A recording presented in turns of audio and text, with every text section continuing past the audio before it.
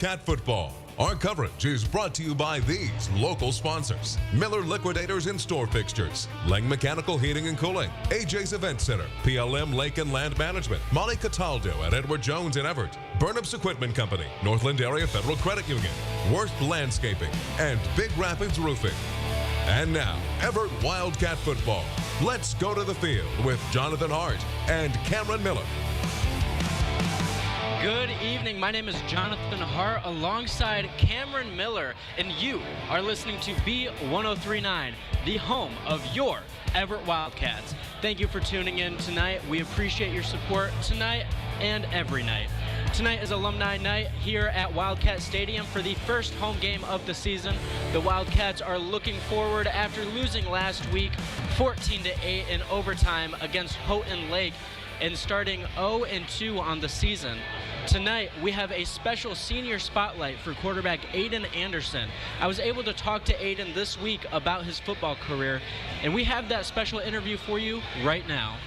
I'm Jonathan Hart with B1039, and I am joined with Evart football senior quarterback Aiden Anderson to talk about his journey to football as we learn a little bit more about him today. Aiden, thank you so much for being here with me today. We've seen so much talent from you in the last few years, and you've taken this team by storm, as well as your basketball team and your baseball team. And I think today would be a great time to get to know the guy under center. So how are you doing today, Aiden? I'm doing great. How are you? I'm not too bad, thank you. So first things first, what got you into football? We always kind of played at recess in elementary, and then in third grade, all your buddies are telling you to come play Pop Warner and everything. So I think that's where it pretty much all started. Okay. What does football, you said you've been playing it since recess, and then third grade you got a little more into it. What does it mean to you on a personal level? Like, put the sport aside, how does it make you feel, and what do you see in yourself in the sport? I think it really forces you to go to a different mindset out there and achieve a different level of toughness. And it also builds a ton of relationships that I like a lot of guys that I never thought I would even talk to. So it helps build that team camaraderie, and it forces you to step outside your comfort zone a little bit? Yes, for sure, 100%. Do you have a favorite memory so far from your high school career? Yeah. Last year we had a game-winning drive against Harrison. We were down 1, had to go about 80 yards, and ended up kicking a game-winning field goal. So that's probably the highlight of my high school career. So last year, you were a junior in that sense. Now you're a senior. How's it been making that transition? Now you're in your final year. You have a lot of guys in the locker room, I'm assuming, who's looking up to you. We have a lot of freshmen and sophomore on this team. So how has it been kind of taking them under the wing and showing them the experiences that you saw in your high school career so far? I got to be a part of the team in 2022 that made a big run, and those guys did a really good job of kind of taking me under their wing. So I think learning a lot from them, and then from last year to this year, transitioning from more of like a guy in the offense to more of like a leader off the field. Awesome. So you play 3 sports. Me personally, I'm not sure how you juggle all that with school and your life, but you're doing absolutely amazing at everything you're doing right now. What is a piece of advice that you wish you knew coming into playing sports in high school? Probably get in the weight room as much as you can. And also don't be afraid to leave your comfort zone and do something that you don't really feel like doing. Awesome. How has sports as a whole been able to shape your character or the way that you see yourself? I think it holds you accountable in school, big time, especially playing 3 sports. In order to be eligible the whole time, you gotta kind of focus and pay attention in school. So it keeps your grades up. And then once again, builds a ton of relationships. So it builds you as a person too. So talking about the fact that, you've had a lot of people take you under your wing while you were growing into the sport. Now you get to kind of do the same thing for these underclassmen. Who has been your biggest inspiration, not just in your sports career, but just in your life in general? I don't know if I have an immediate answer for you there. Might have to give it some thought. But definitely, as far as football-wise, definitely Preston Wallace is a big one. He was the quarterback before me. So he was able to kind of help shape you into the quarterback you are now? He's 2 years ahead of me, so pretty much everything I know I've learned from him in a football sense. Awesome. So you are in your senior year. You are close to walking that stage at graduation. Do you know what's next for you yet? I'm hoping to play baseball in college somewhere. And if it was possible, maybe a little bit of football too.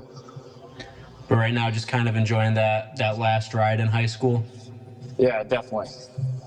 Well, soak it up, man. I mean, you're almost there. You've had a heck of a career in all three sports that you've played, and you're doing absolutely amazing. I want to thank you for coming to talk with me today. I can tell from hearing the fans on the sidelines each week that you mean a lot to this community, and we can't wait to see how you finish out your senior year and what comes next for you. Thank you again for coming on with me today, Aiden. Yeah, thank you so much. I'm Jonathan Hart, and you are listening to B1039, the home of your Evart Wildcats. B1039. Your local family-owned dealer for tractors, implements, and more is Burnups Equipment Company with 8 convenient locations, including Big Rapids, Breckenridge, Coopersville, Dorr, Hudson, Nashville, Three Rivers, and Wyatt, Indiana. Burnups offers more than just tractors, from mowers and snow blowers to combines, plus parts, expert service, and fully stocked hardware stores. Backed by a dedicated team, they're proud to support our communities and proud to be a broadcast sponsor of the Evart Wildcats. I'm Molly Cataldo, your Evart Edward Jones financial advisor. We're all about financial investments, but we also value the investments of time, patience, and encouragement our young athletes receive from their coaches, teachers, and mentors. That's why Edward Jones of Evart is a proud local sponsor of the Evart Wildcats football team. Call 231-515-1187 or visit edwardjones.com for all your investment needs. Edward Jones, member SIPC. WBZX, Big Rapids. You are listening to B1039, the home of your Evart Wildcats. I'm Jonathan Hart, joined alongside with Cam Miller, and we are just about to get underway on this very nice night here in Evart, Michigan, for the first home game of the season for the Wildcats. Cam, how's it feel to be home for the first time for the Wildcats? Man, the community is electric tonight, and it's really showing with all the Evart fans that we got tonight. It's been a little weird not having all those fans there, but it feels great that they're here. Yeah, having 2 games to start the season, both of them be on the road, is a weird feeling, especially with high school sports. But it's nice to be able to come back. You know, last week you were a little cold. Yeah, Today I think I'm gonna be better this week. Today we have some nice weather here in Evart, so we're hoping that the weather will be able to guide the Wildcats to their first win of this regular season. The last 2 weeks have been a little rough for the Wildcats, still trying to be able to find their place, find who they are as a team. But I think this week we're gonna be shown who they are as they take on the Lake City Trojans. I agree with that. And a huge thing for Evart is they have that starting running back, Cam Swallows. He's back this week from injury, and I'm very excited to see what he can do out there in the field. Yeah, Cam, it's going to be nice because we've seen the Wildcats relying a lot on freshman Willie Ray as that running back position. So it'll be nice to be able to see the, sharing some snaps so we can get Ray a little healthier. Yes. And the Wildcats are receiving the football to start this game. The kick is up, and Dallas Langworthy has the ball and will be tackled down around the 40-yard line to start the game for your Evart Wildcats. Great return there by Langworthy to start this game. About a good 15, 20-yard return there. Great return, great momentum going into the offense here. I agree. You couldn't ask for a better way to start a game than with a 15-yard kick return. Set you up in great field position to start, and it's time to get underway for alumni night here at Wildcat Stadium against the Lake City Trojans. You see who's in the backfield with Anderson. They're both healthy, I've heard, too, this week. They're both coming in healthy, so they're running the same play they ran last week, and it's caught. Willie Ray down to the 26-yard line. The same exact play they ran last week to start the game. They run it again this week, and Willie Ray gets about a good, 50 yards there. Yeah, Willie Ray, an explosive playmaker like we've seen the last 2 weeks. We can't forget the only score Evart had last week was on a 40-yard rush by Ray to find the end zone. That was a 34-yard catch by Ray to set the Wildcats up 1st and 10. They are marching down in territory already. Hand off to Swallows. Cam gets his first carry of the season, coming back from an injury, picks up a few yards. He's still got a little club on his left hand, though. I love having clubs on my hand, like those little clubs. Like, I love it. Sets them up for 2nd and 1 for the Wildcats. It's going to be a first down for the Wildcats. And they're driving right now. They are driving. They just respotted the ball. It'll be a 1st and 10 for the Wildcats.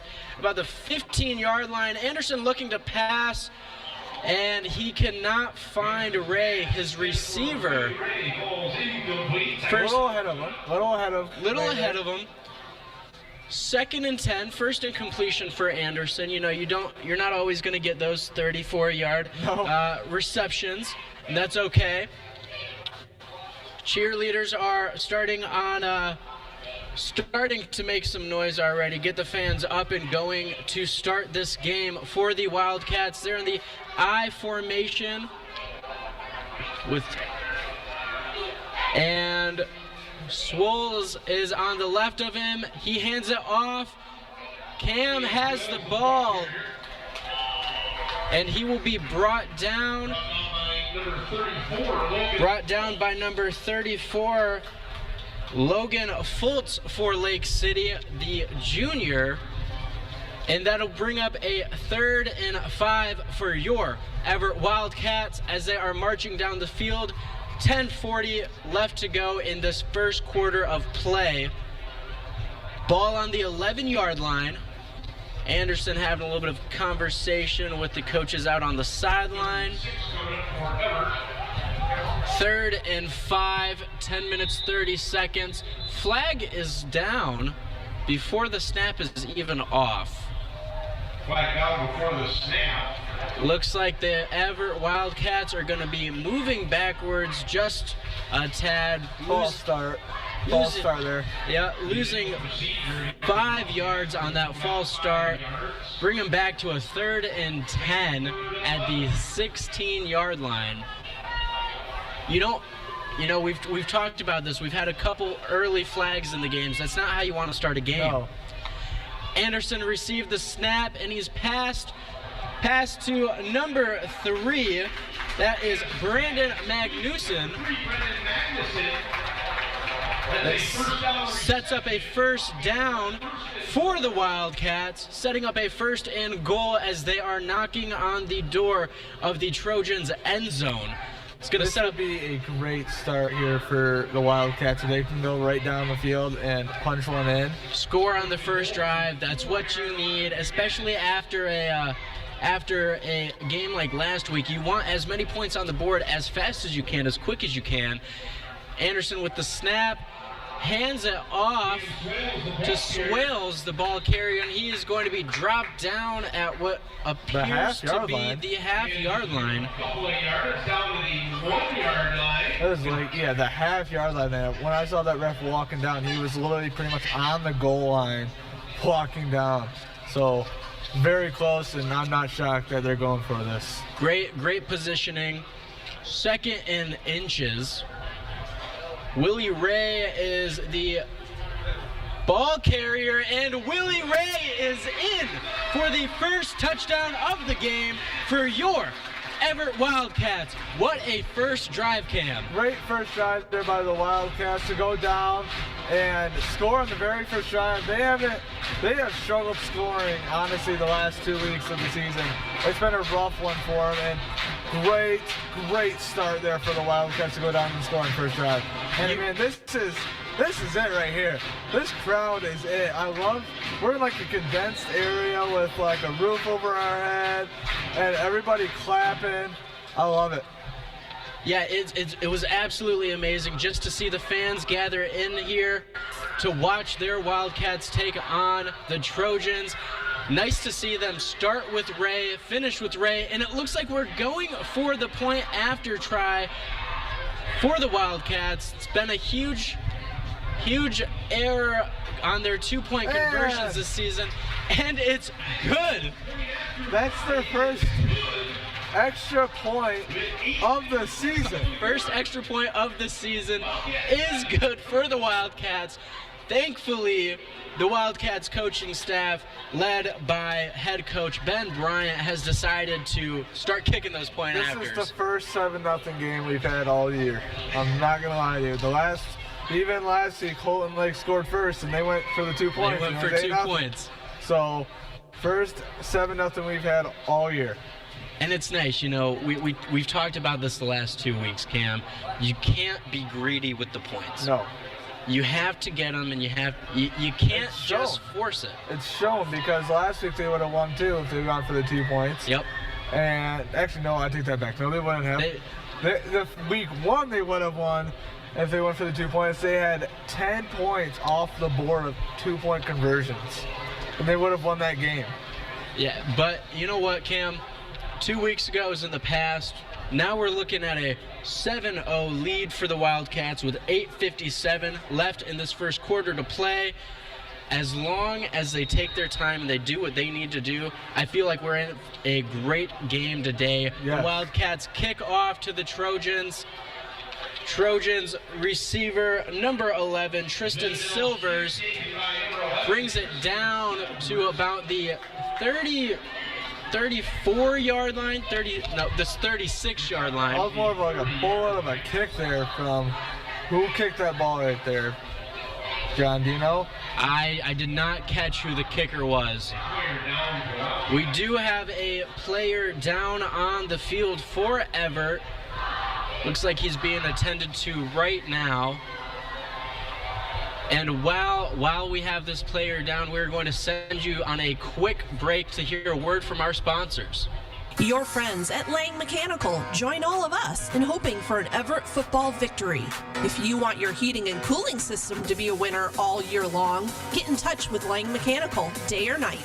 231-388-0632. And go Wildcats!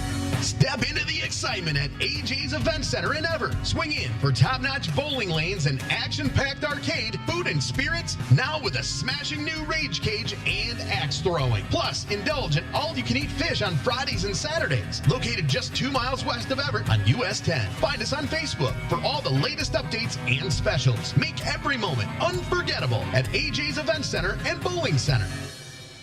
Welcome back to B1039, the home of your Evart Wildcats. Our player is just coming back off the field. Looks like that is number 24 for your Wildcats. That's Michael Ramirzo. Luckily, he's up and getting off the field. He's being helped off, and we are going to be able to continue play. 8:50 left in this first quarter. Your Evart Wildcats are leading the Lake City Trojans 7-0. It's a great first shot there by the Wildcats. And now this is the test, though. their defense, can they show up in the big moments and get the stops they need to get Aiden Anderson the ball in his hands? Yeah, they stepped up when they needed last week, but it just unfortunately was not enough, as the Trojans are picking up about 3 yards here on the carry, tripped up on his own man, and they are going to be 2nd and 7 from the 37 on this first drive for the Lake City Trojans. I don't know if you saw that, but when he got that ball, that running back, he looked like a fast little power running back. He just tripped over his own feet, but he looked a little fast and aggressive. Snap is out for the Trojans, handed off. Looks like they're gonna have about 3 yards after that to get to the first down for them. Whole bunch of Wildcats swarming to make that tackle. It'll be 3rd and 3 for the Trojans.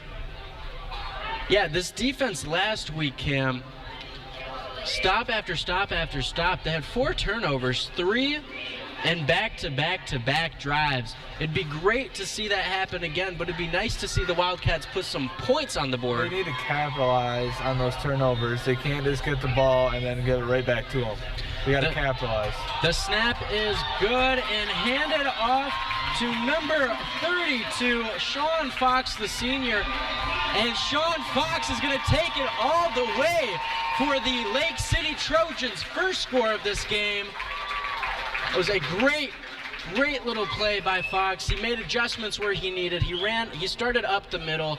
He got away from a few defenders, and he was able to just find the room and find the space to take it all the way down to give the Lake City Trojans their first score of the night. He ran right up the middle and then found an opening out to the right side and took it and cut outside to the right, and he was gone. That was a 66-yard rushing touchdown. And they're setting up for the 2-point conversion here, it looks like. Got it. Looks to throw, incomplete. And the 2-point conversion is no good. And this is why you kick the point after. Yes. We have seen too many close games in the last 2 weeks. Lost by a touchdown in overtime, lost by 2 week 1 against Beaverton. Now we have the lead by 1. We decided to go for that point after, and now we're leading the Trojans 7-6, which feels nice. It feels good to finally be, don't mean to be negative, man. It finally feels good to be ahead for the first time all year on the first drive of the whole year. Like, first drive, feels good to be ahead for the first time all year. That was, that was a great rushing touchdown for the Trojans. It was.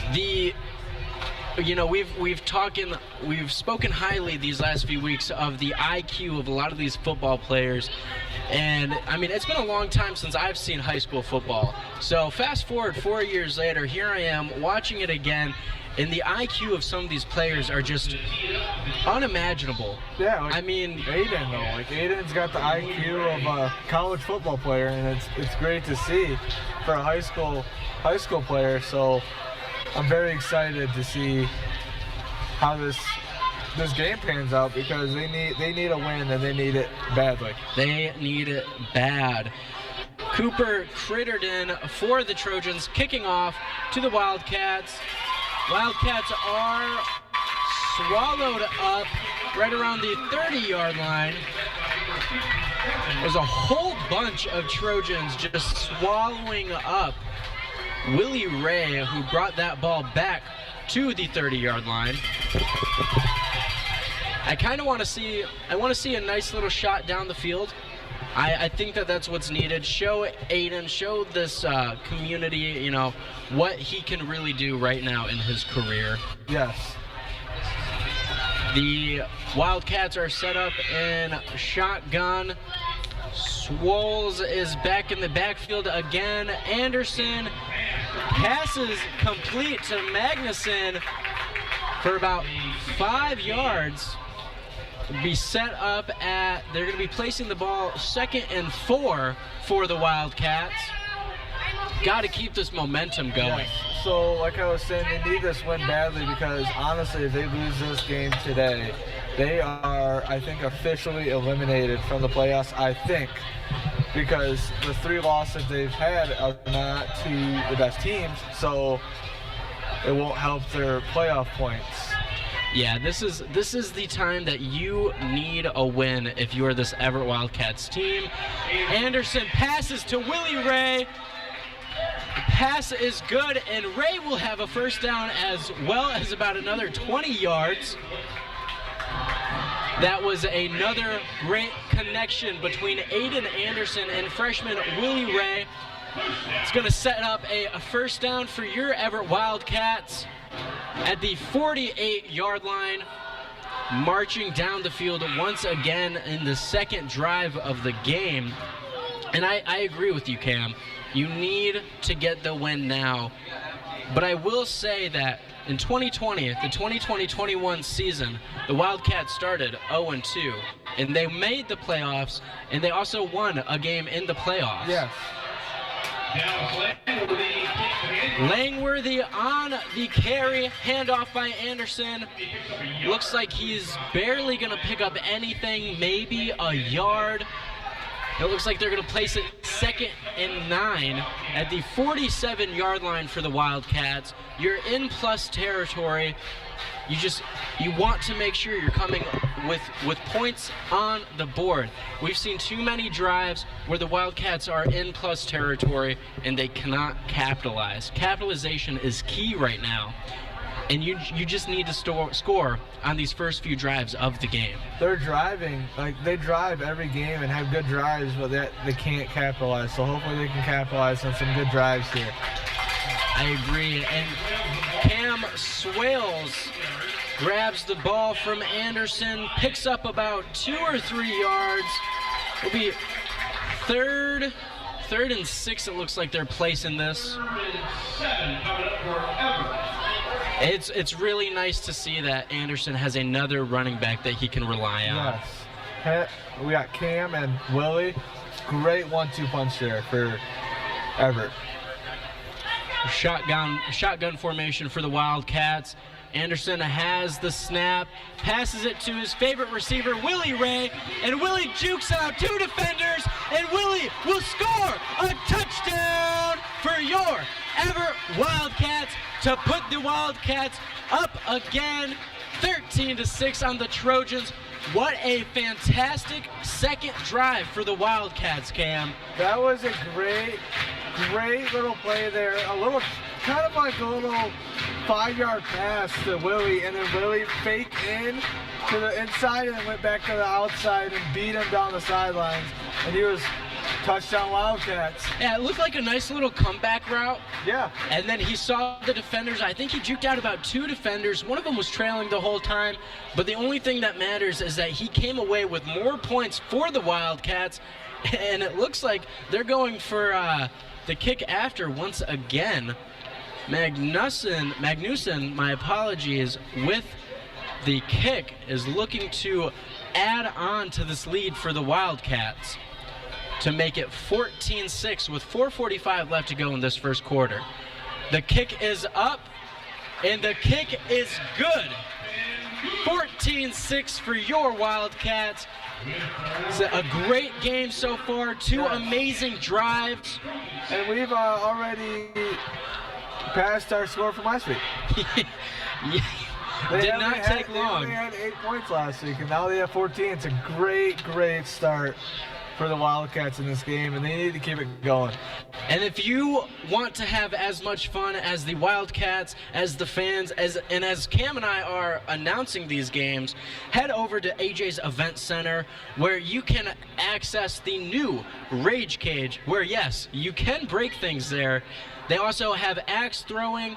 AJ's Event Center is your go-to spot for bowling, food, fun, and drinks. Perfect for the whole family.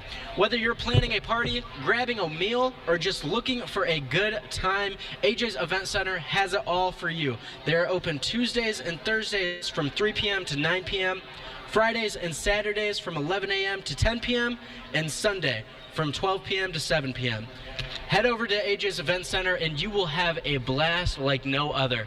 Thank you, AJ's Event Center, for being a sponsor of B1039 and the Evart Wildcats broadcast. You know, Cam, if you're the Wildcats, you are extremely happy right now. I mean, your defense has a few things you could improve on, but you're up a score. You're up by 8 points right now. Great first two drives. Great first two drives. Your defense, you want them to step up a little bit, but your first drive might be a little sloppy. Oh, onside kick! Onside kick for the Wildcats! And recovered by the Cats. This is a great game so far for the Wildcats. They're coming in here, and they're pretty much punching Lake City right in the mouth. Brandon Magnuson recovers it for the Wildcats. Ben Bryan and this coaching staff is not wanting to step on the brakes at all, as they are wanting to drive fast and hard. This offense is firing on all cylinders right now, Cam, and they are not looking like they want to stop at all. It's going to be 1st and 10 for the Wildcats at the 41-yard line. 4 minutes, 44 seconds left to go in this first quarter. I want to see an explosive play here, right here, an explosive play. Swoles is in the backfield and has the ball. He's going to pick up just a couple yards for the Wildcats. Sets up 2nd and 5 for them. Gained about 5 yards on that carry. 2nd and 5 at the 36-yard line. This is the most composed team I've seen in the last 3 weeks. They have looked composed. They look like they're playing as a team. And it's showing on the scoreboard right now. They look calm. They look ready to play. They're ready for this game. Anderson passes to Willie Ray, and Ray is brought down right away. He was swallowed up right away. They ran that play about 3 times now. Lake City was ready for it. Dropped right after that completion.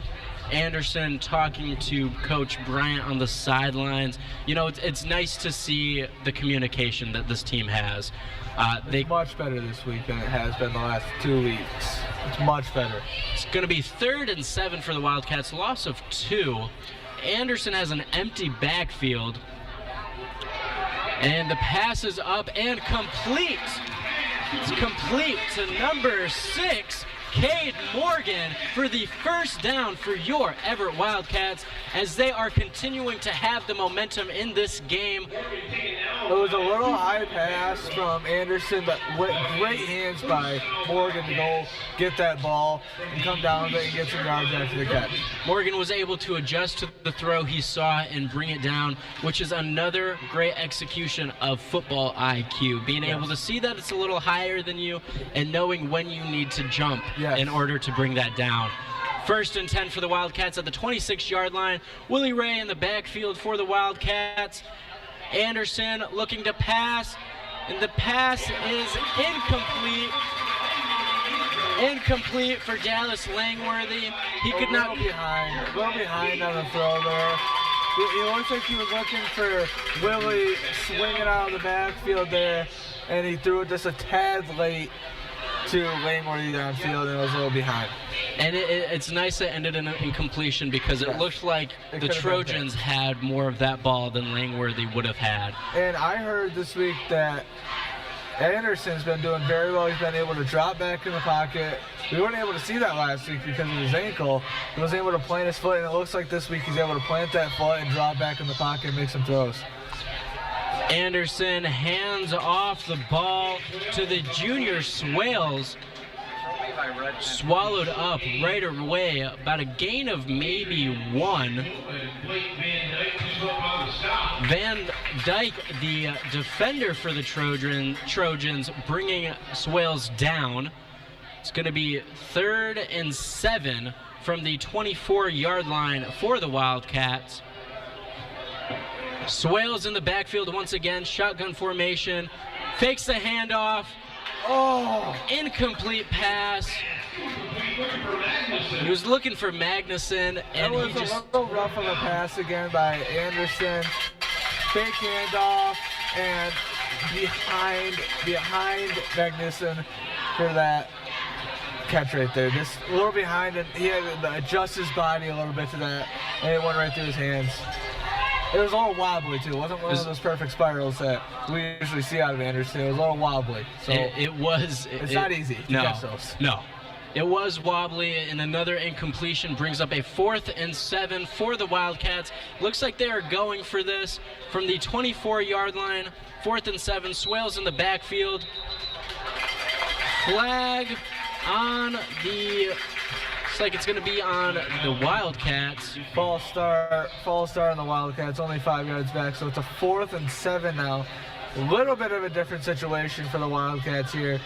Do you go for it, or do you punt it down and try to pin them deep as you can? But the way they've been explosive on offense, the way they've been making plays. Actually, I take that back. It's not 4th and 7. It's a 4th and 13. I apologize. 4th and 13. My opinion, you punt it here and just pin them deep instead of trying to go for it and possibly throw an interception or something bad could go wrong here. I would personally just punt this down, but it doesn't look like it. It looks like they're going for it. It's like they're going for Swales, joining the receivers on the line. Aiden Anderson passes out and incomplete. That will be a turnover on downs. The Trojans will be taking over at their own 29-yard line. I was looking for receiver Morgan, and another ball that Aiden Anderson just could not complete to his receiver. Be a 1st and 10 for the Trojans with 2 minutes and 5 seconds left to go in this first quarter. That's what I was talking about right there, though. That's why we got to punt it, pin him deep, try to pin him deep at least, instead of giving him the ball in pretty good field position. Not great, but not bad field position, and giving them a chance to go down, score, and possibly tie this game right up. Yeah, that's not what you want as your defense right now. You cannot allow the Trojans to come back and score and potentially tie this up. The Trojans quarterback, number 10 on the ball carry, Owen Vanderbrook, brings it down to about the 50-yard line for the Trojans. Great little run there for the Trojans. Great run. Not what you want to see if you're the Wildcats defense. You can't let them keep running. But that's been their weakness the last 2 weeks. Has been that defense and that special teams. Their offense has been okay. It hasn't been great, but it's been okay. But it's been the defense and the special teams for the Wildcats that have been kind of struggling and giving the points to the other teams. So they got to figure that out. The quarterback, Vanderbrook, hands off the ball. And it is going to be another Trojans first down, setting up around the, it's going to be about an 8-yard gain for them. 2nd and 2, my apologies, at the 45-yard line, 44-yard line. You need to get this stop if you're the Wildcats. You got 1:25 left in this first quarter. 2nd and 2. The handoff to the running back. He gets enough for the first down. He's a powerful little running back. He's a powerful running back for him. And he got enough for the first down there. The Wildcats have got to get a stop here. You don't want them to go down and tie this game to start the second quarter or in the second quarter. You don't want them to score at all here. Got to hold them to 6 points here. You need to hold them. You need to hold them to 0. Really. Well, hold them to 6 points on the scoreboard. Right.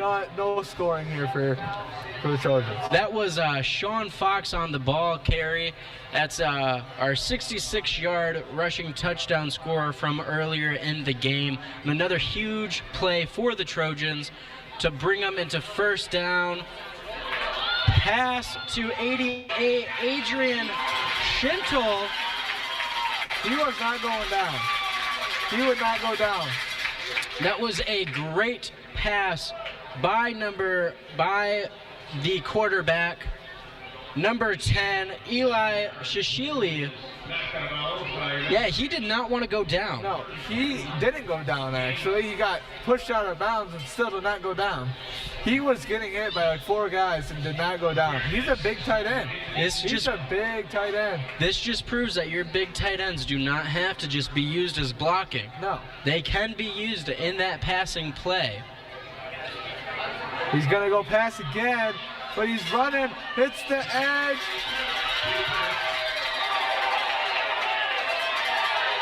Shishili on the keeper gets pushed out by Willie Ray. A little late, I will say. Little late of a push out by Ray. Knocked Shishili down onto the track. He was a good 2 or 3 feet out of bounds before Willie Ray hit him. So I can understand the frustration of the Trojan fans here. That was a little bit of a late hit. It should have been called, but it's not called, and we'll see. They got another first down, so we got to hopefully the Wildcats can get a stop here. It's 1st and 10 on the 19-yard line for the Trojans with 38.4 seconds left to go in this first quarter. They're looking to add on to their score. Hand off to number 32, Sean Fox. And Fox dives, and he's able to gain a few more yards after he fell, down to about the 4-yard line for the Trojans. I will say the Trojans doing exactly what all the last 2 teams have done, Holden Lake and Everton. Run it. Run the ball until Everett can stop it. And so far, the last 2 weeks, Everett hasn't been able to stop the run. They're going to keep running it and keep running it and keep running it until Everett can stop. And it's continuing in this game as there's another handoff, but swallowed up by the Wildcats. A nice little stop by the defense. They needed that one a lot. There's about 15 seconds left to go in this first quarter. McCoy was the defender on that for the Wildcats to bring down the Trojans. Loss of 3, and that is going to be the end of our first quarter. Your Everett Wildcats are up 14-6 on the Lake City Trojans. We'll be back in just a few minutes, and we're going to send you to a word from our sponsors. Worth Landscaping, a second-generation business, has been a proud supporter of Everett Public Schools and all Everett athletics for more than 25 years. Worth Landscaping specializes in irrigation systems, landscape design, hardscapes, hydro seeding, lawn care, to commercial snow and ice removal in the winter. Contact Josh Worth at 231-349-5693 or Tyler Worth 231-629-5150. It'll be worth the call. Worth Landscaping. Upgrade your retail space with reliable store fixtures from Miller Liquidators and Store Fixtures, Michigan's trusted source for quality used retail equipment. They deliver across the state, specializing in used Lozier retail shelving, true glass door coolers and freezers, pallet racking and commercial safes, plus complete store packouts, relocations, and on-site liquidation sales. Contact them today at 616-426-1247 or visit MillerLiquidations.com. WBZX, Big Rapids. Welcome back to B1039, here, home of Wildcat football. We have a very, very good game going on here in Everett, Michigan. 14-6, Everett over the Trojans. But the Trojans are driving right now. They are at the 7-yard line of Everett, 2nd and 7. They are driving the ball, and they're going to keep running the ball until Everett can stop it, just like every team has done so far this year. To end that quarter, we had McCoy on the tackle, Fox for a loss of 3. The quarterback, number 10, Eli Shishili, the ball carrier, brought down to set up a 3rd down for the Trojans. Nice little stops from the Wildcats. Gain of about 1. Cade Morgan was the defender on that tackle. 3rd and 6 on the 6 for the Trojans. Wildcats are looking to have a nice stop here to start the second quarter. But the Trojans are looking to keep the run going. Like we've talked about, that's been one of the biggest difficulties is being able to stop the run. The defense is good in the passing game. They need to step it up a little bit in the rushing game. I looked it up, and it looks like Evart is averaging each play on a run. Their averaging let up is about 5 yards. That is a touchdown from Shishili to Adrian Schintel, the senior. The big tight end makes his comeback, has another reception, and brings it in for a Trojan touchdown to turn the score to 14-12. Wildcats up. I mean, I like seeing big men catch the ball. You're giving your confidence in the big players, not just used for blocking. You can use them in any facet of the game. See if they're gonna do. They're going for the 2 here to tie this game up, and which I agree with the Trojans here to do that. The Evart cannot let them tie this game up. They need to stay ahead. You need a stop if you're the Wildcats on this 2-point conversion. Shishili, the ball carrier, and he gets into the end zone. 2-point try is good. It is officially all tied up here at Wildcat Stadium. 14-all with 11 minutes left to go in this first half. It's that run. They're not doing great with the run game right now. It looks like, and it's beating them, and you cannot let that happen. Looked like we had some defenders looking to tackle Shishili, but he was just able to make his way out of it. He was able to find the end zone for the 2-point try. You're the Wildcats. I want to take some clock down. Yes, take a little. I would say try to take this clock down to 6 minutes, maybe 6 minutes. Take it down to 6-7 minutes left. No pun intended. No pun intended. But yeah, about 6-7. No pun intended there. And then give it back to the Trojans. Hopefully you get a score and give it back to the Trojans, and then hopefully you have enough time to get the ball back and go down and score again to go up at halftime. Yeah, because you don't get the ball at halftime. Right. You give it back to the Trojans. Trojans get the ball at half. So you need to be up at halftime. You cannot be and then go down at halftime. Yeah, if you're the Wildcats, you need to score here. You need to score here, and you need another stop on defense. It's nice, though. We're seeing a pretty good game so far. Yes. We've seen 4 touchdowns. The Wildcats are going to receive the kickoff. Willie Ray, of course, back to receive it. And Ray is tackled, but he had a lot of Trojans slipping on ice on the field. He did. Brought down to about the 29-yard line for the Wildcats to start this drive for them. He had a couple Trojans on skates there, kind of slipping around, but then he was brought down by two big Trojans there, and it was not gonna get out of that one. No, but that's what you love to see from Ray. Is he's making these adjustments mid kick return, and you don't know where he's gonna end up. He's shifty. He's shifty. Swales, the ball carrier. Handoff by Anderson to Swales. Gain of about 5 or 6 yards. Tough yards to pick up by him as he is brought down out of bounds. 2nd down for the Wildcats. It looks like they're going to spot the ball at about the 39-yard line for the Wildcats. Be a 2nd and 1. 10 minutes and 15 remaining in this second half. Just keep running the ball. They're running the ball very well right now, and it's wasting the clock like we said they want them to do. So keep running the ball because they're running it well. So keep doing it. Swales in the backfield for the Wildcats. Anderson looking to throw, and he is picked off by the Trojans.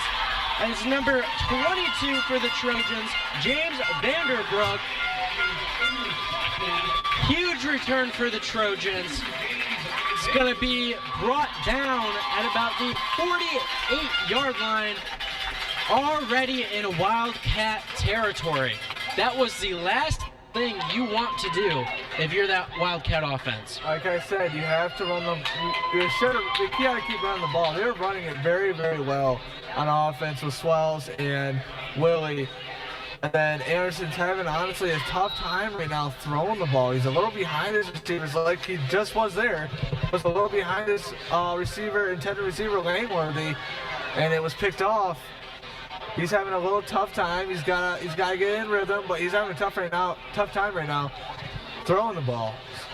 And remember, Anderson's coming off of a high ankle sprain. I chatted with him a little bit this week about that. He says he's feeling better, which is always nice to hear. The Trojans pass to number 15 for a huge reception for the Trojans. Set up another first down. Be 1st and 10 at the 37-yard line for the Trojans with 9:44 left in this first half. There was a lot of momentum on Everett's side, and I don't know if you guys can hear it on the radio or wherever you are, but you can hear all the energy is on the Trojans side right now. It has shifted completely. The Trojans are having a lot of fun over here. And the Trojans are brought down by a swarm of Wildcats. Very nice. Pick up about 6 yards. Not really the best pickup that you want to see, but they did not allow a first down, which is always nice, and they did not allow a touchdown. Willie Ray on tackle for the Wildcats. Sets up about a 2nd and 4 for the Trojans. This is just getting into some dicey territory. You had the lead, you were up by 8, and now you have the potential to go down a score. It's not how you want to shake everything up for the Wildcats. No.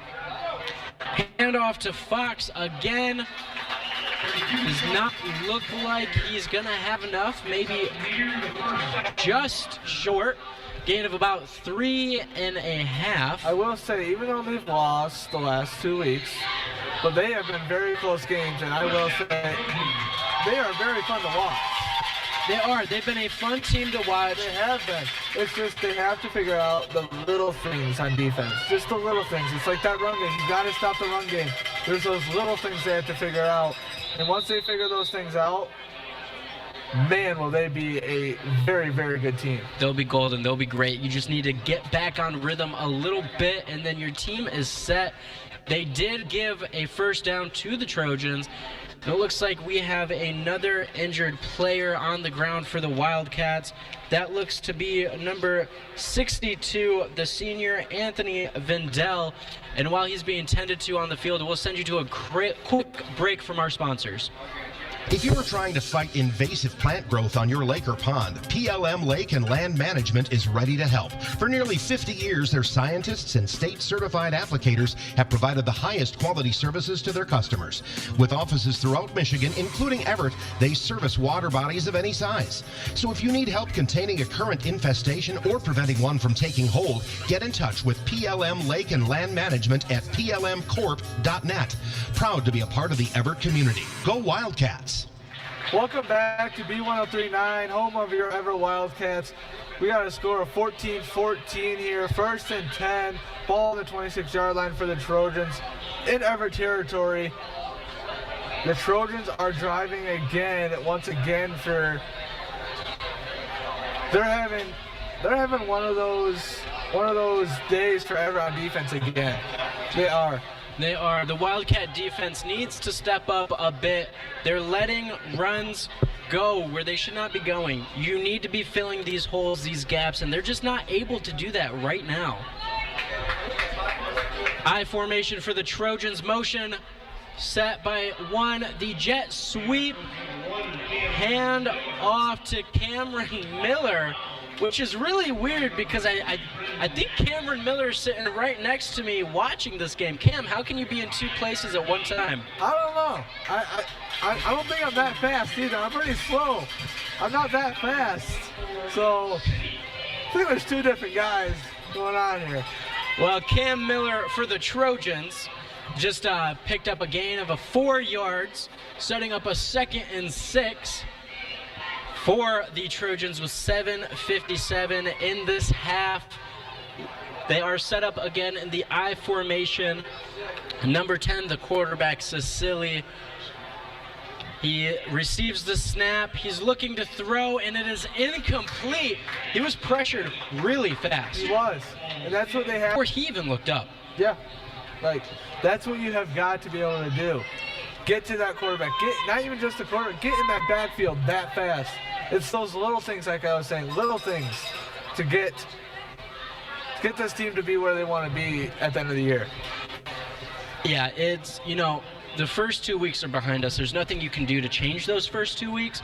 All you can do is look forward. It's every play, every player, every drive, right?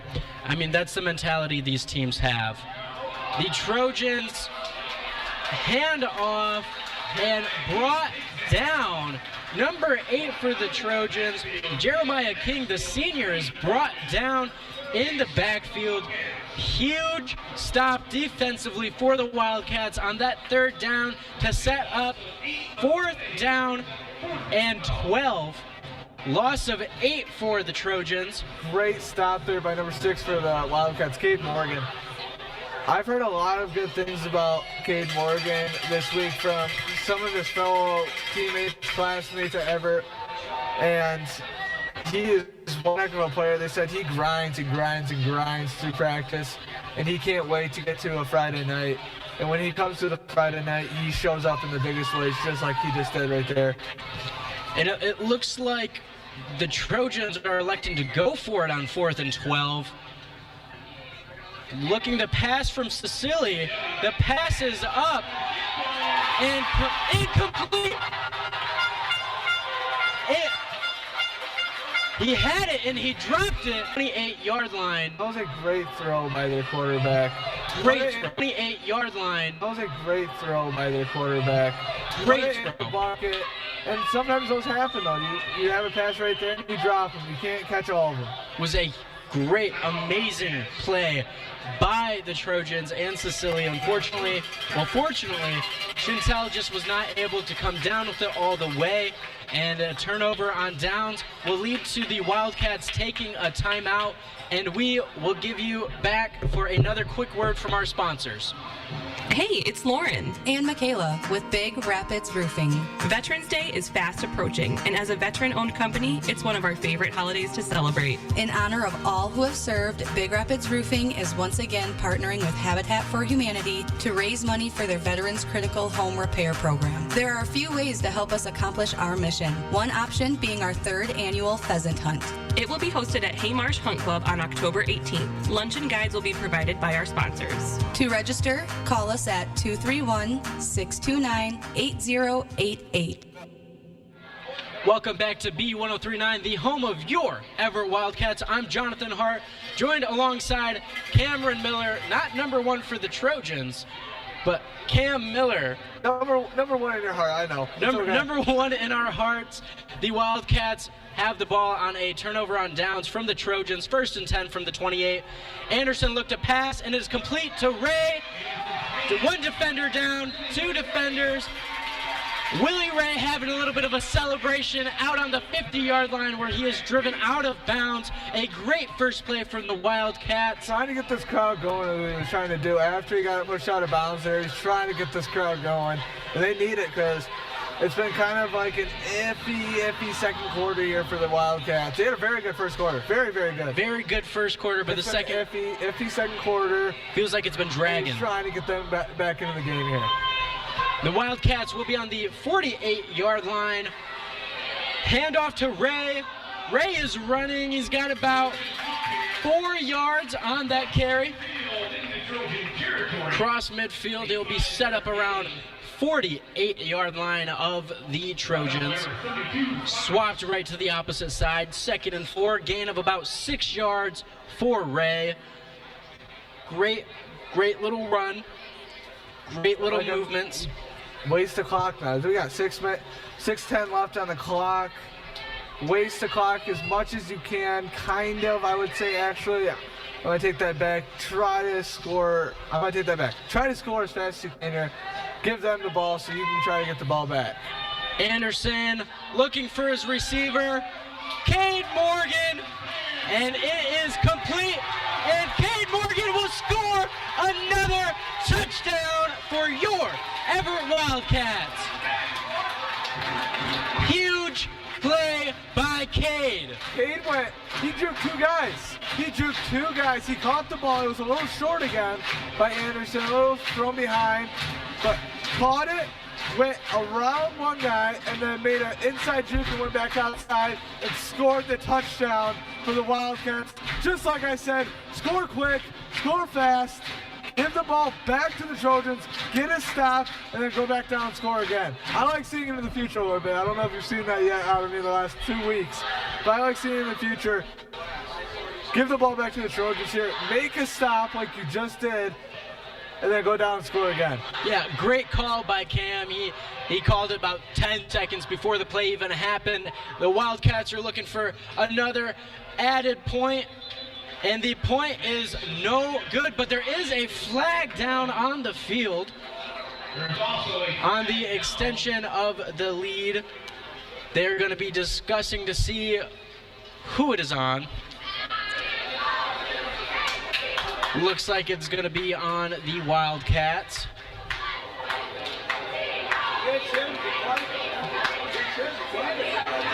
They're not a false start. Yeah. False start. It doesn't look like.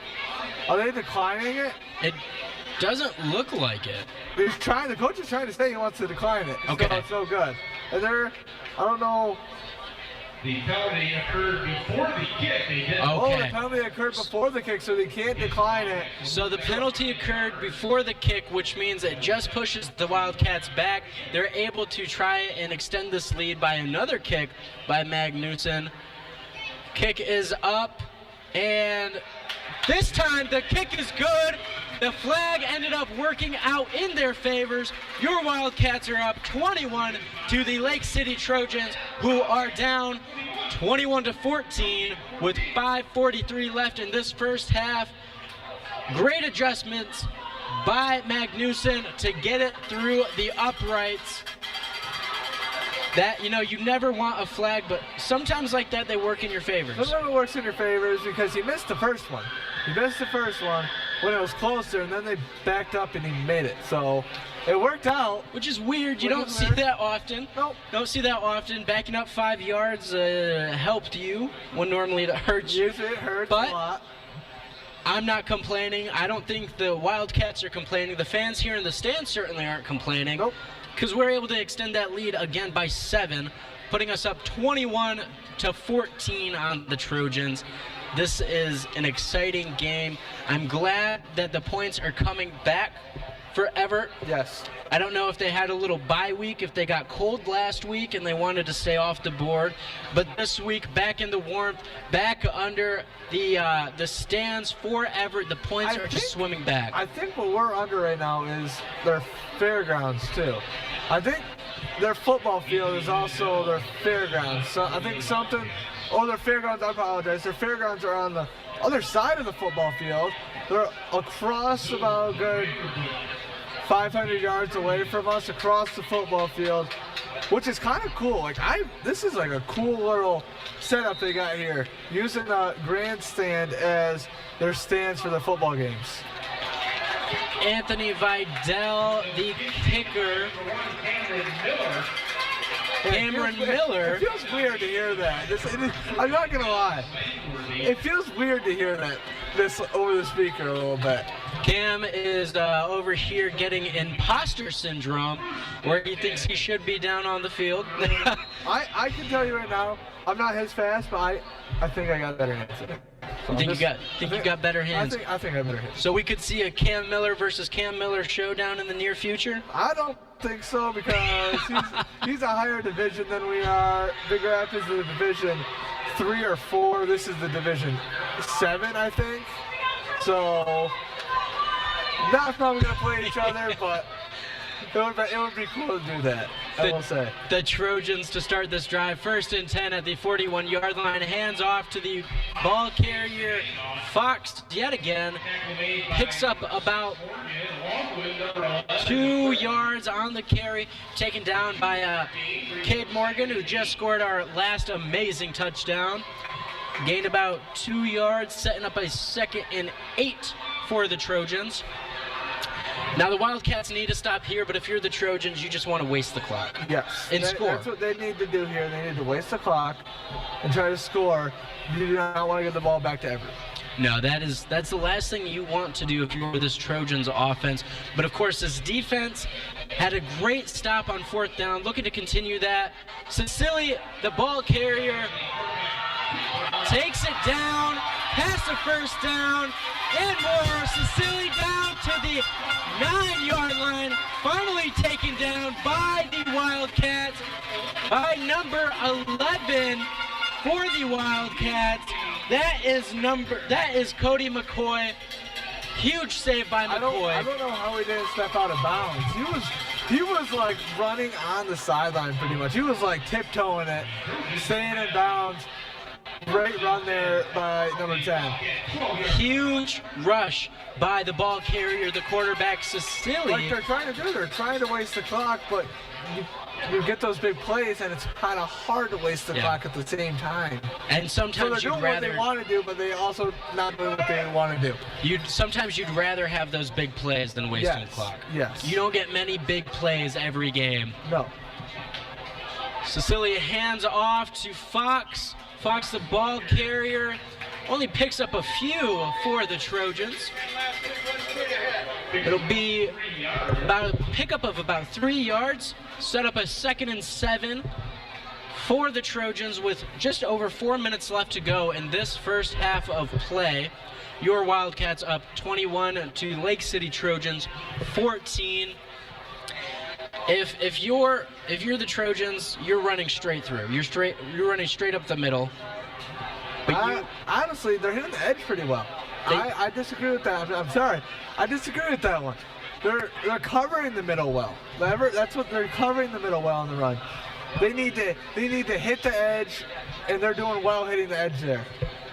Yeah, that was a huge edge rush by Cecilia. I'm not gonna lie to you, John. I'm a little jealous that your cord's a little longer than mine. You can stand up, and I can't. So yeah, I'm fortunate. I'm able to walk around with my headset, just get the full vantage view of that nice tackle by number 11 McCoy on the tackle for the Wildcats to set up a 3rd down. Yeah, I have a little bit of a longer cord. I'm a little more mobile. I'm a little jealous because I stand up and I still kind of like slouch a little bit, but you get to stand up and that's how you do it. We're fixing this for Cam. You are listening to B1039 WXYZ Big Rapids for Evart Wildcat football. Wildcats are up 21-14 for the Trojans with 2 minutes and 30 seconds left to go in this first half. I don't mind sitting down though, John. It's okay. You don't have to do that. I don't mind sitting down. We are my legs. Hits the edge, but he's tackled. Taken down yet again. Set up another great 4th down for the Trojans. Tackled by number 79, Maxfield. Great tackle there to chase him down and get him down there. Resulting play will be a 3-yard loss. 3-yard loss, be 4th and 10. Yeah, it's okay. I can sit down, John. I like to get a little rest. I had a hockey game earlier today, and I blocked a shot twice on my left foot and then one off my right ankle. So I'm a little sore. I think I can sit down a little bit. My feet are swelling up. Cam's fine with sitting down, but I cannot watch football. I cannot watch football sitting down. It's just not what I can do. I need to be in it. I feel like I'm in it at all times. I agree with the standing up. I wish I could, but my feet need the rest, John. My feet need the rest, so I'm going to sit down a little bit. I'll move enough for the both of us. We're going to send you to a quick word from our sponsors. Stop in to Northland Area Federal Credit Union in Evart, Reed City, or any of their 17 branches in northern Michigan to find great rates on many different financial products. While banks merge more often than you can keep track of and impose increased fees, Northland is a not-for-profit financial co-op committed to helping you save money. They specialize in small business growth and services. Check them out at northlandcu.com. Northland is federally insured by the NCUA. WBZX, Big Rapids. Welcome back to B1039, the home of your Evart Wildcats. I'm Jonathan Hart with Cam Miller to my side, sitting down as we are continuing this first half of play. The Trojans are at the 4th and 9 on the 11-yard line, looking to go for it. Your Wildcats are up 21-14. What a weird formation there. It's extremely weird. Extremely weird formation. He had all his alignment to the left and his center all by himself against 3 guys. And 3 wide receivers to his right, 1 to his. It was the weirdest formation I've ever seen. We saw something similar to that last week. Evart called a timeout, and the Trojans were very excited about that timeout. Yeah, I think they were looking to get a timeout, get them off sides, gain a few yards back for the Trojans, but unfortunately they're not able to. Wildcats taking that timeout. And on this timeout, we'd like to thank Molly Cataldo at Edward Jones in Evart for being our sponsor today. She values investments of time, patience, and encouragement, much like the Wildcats we see on the field today. She's a proud local sponsor of the Evart Wildcats football broadcast. Visit edwardjones.com or call her at 231-515-1187 or email molly.cataldo at edwardjones.com. Member SIPC.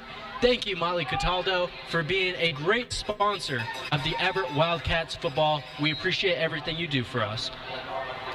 The Trojans lined up back for 4th and 9. They are looking to go for it. Snap is out and intercepted by the Wildcats in the end zone. Number 3, Magnuson. Great pick there and much needed for the Wildcats. My opinion, he should have took a knee though in the end zone instead of running it back out and then having short field position for him. But that's okay.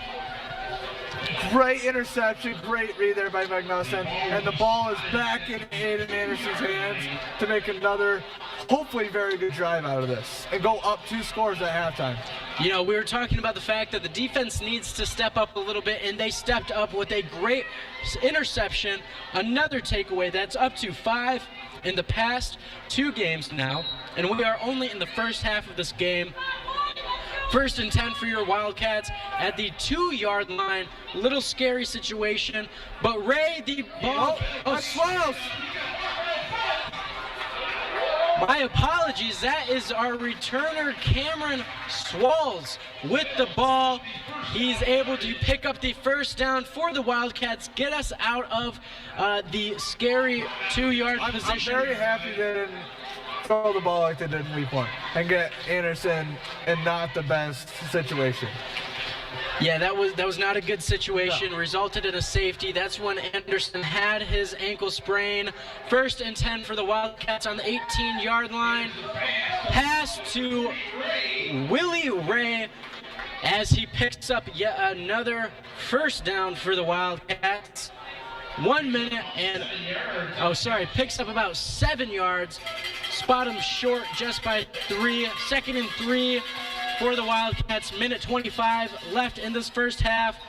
Anderson goes for the pass to Morgan, and he is out of bounds. Should stop the clock. Moving the sticks, gained the 1st down. Minute 20 left in this first half. Huge 1st down pickup. Keep this up. Keep the little checkdowns up. Keep the little runs up. I like it. Don't go downfield right now. Keep the little short passes up here. You need to keep it short. You need to keep it short and sweet. Keep it short and sweet. 1st and 10 at the 30-yard line. Anderson looking to pass in the pocket. Passes out, and incomplete for Anderson, looking for Cade Morgan once again. Another wobbly throw. Another wobbly throw, but that one was kind of, I could see that one why it was a little wobbly, because he was getting hit by his, or getting pulled on by his side when he was throwing it, and it kind of came off a little weird. Understandable on that one, but honestly, not a bad throw for a little wobbly. You kind of put it right there, just a little ahead of him, though. Yeah, a wobbly throw, but like Cam mentioned, he was getting pressured on by the Trojans defense, so it's not expecting for every throw you have under pressure to be as a perfect spiral. They're able to get away with just an incompletion, setting up a 2nd and 10 for the Wildcats on their own 30-yard line with a $1:12 left to go in this second quarter. It's nice to see we're here on the first day for first home game for alumni night. Swallows!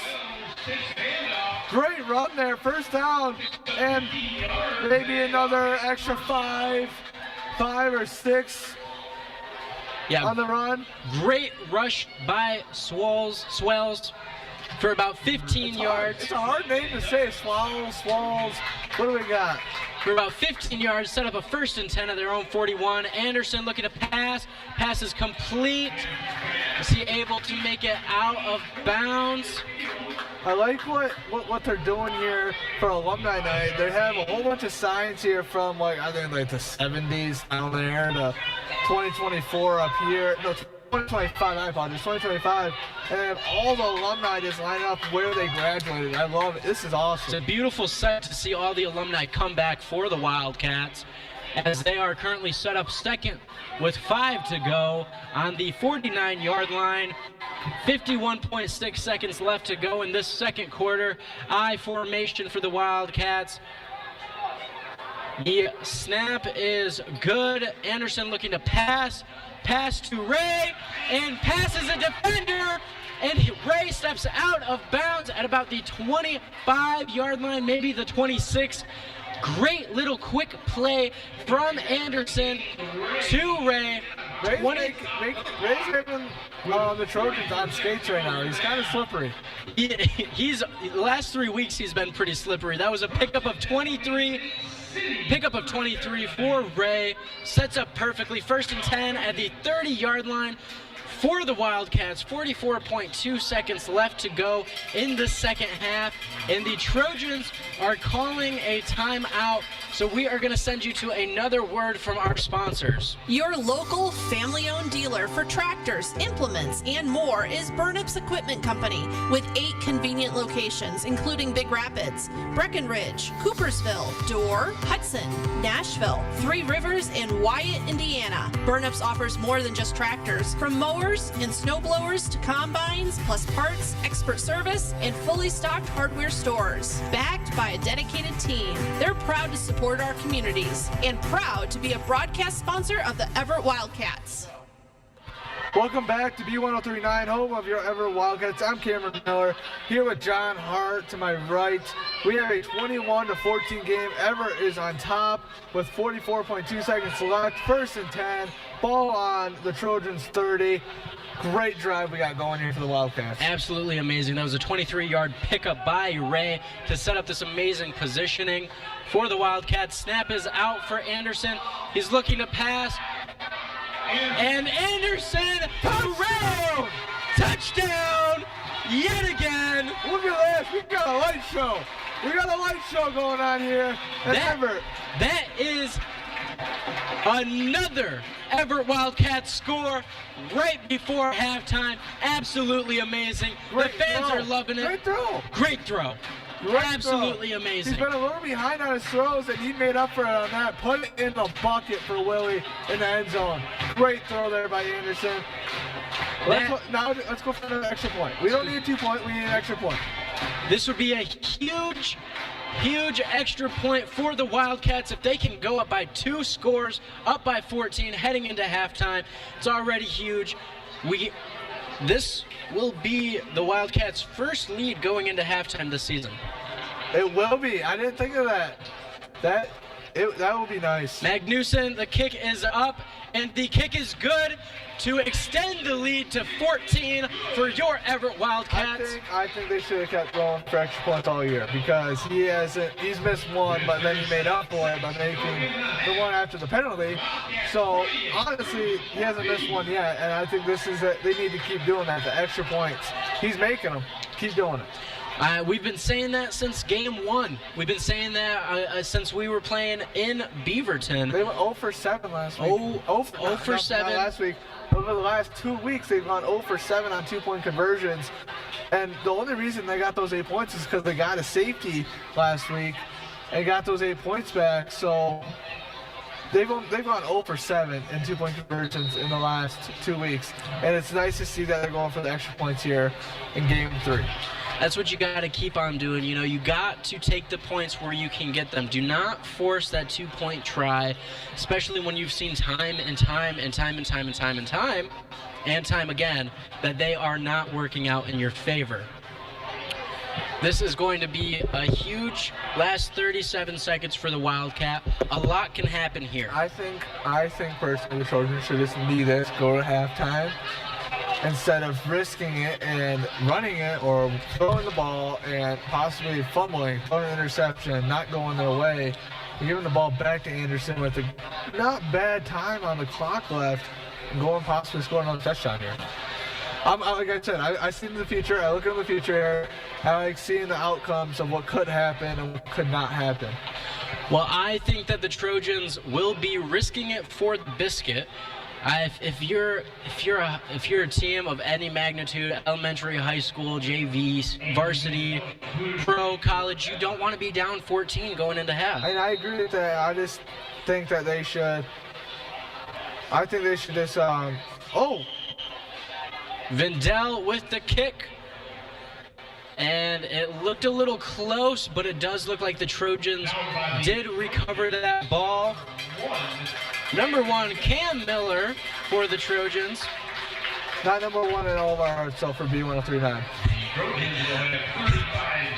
The Trojans will have about 35 seconds left to try to run down and score. They have 2 timeouts to their advantage, so they could. They could. I'm just seeing the outcomes here of what could happen, possibly. It's not saying it's going to happen. And I would prefer your outcomes. I would prefer an interception or a fumble or anything of that sort. But it looks like they're going for it with an I formation for the Trojans. Cecilia's looking to pass. Pressured. He's getting pressured. And the ball's out!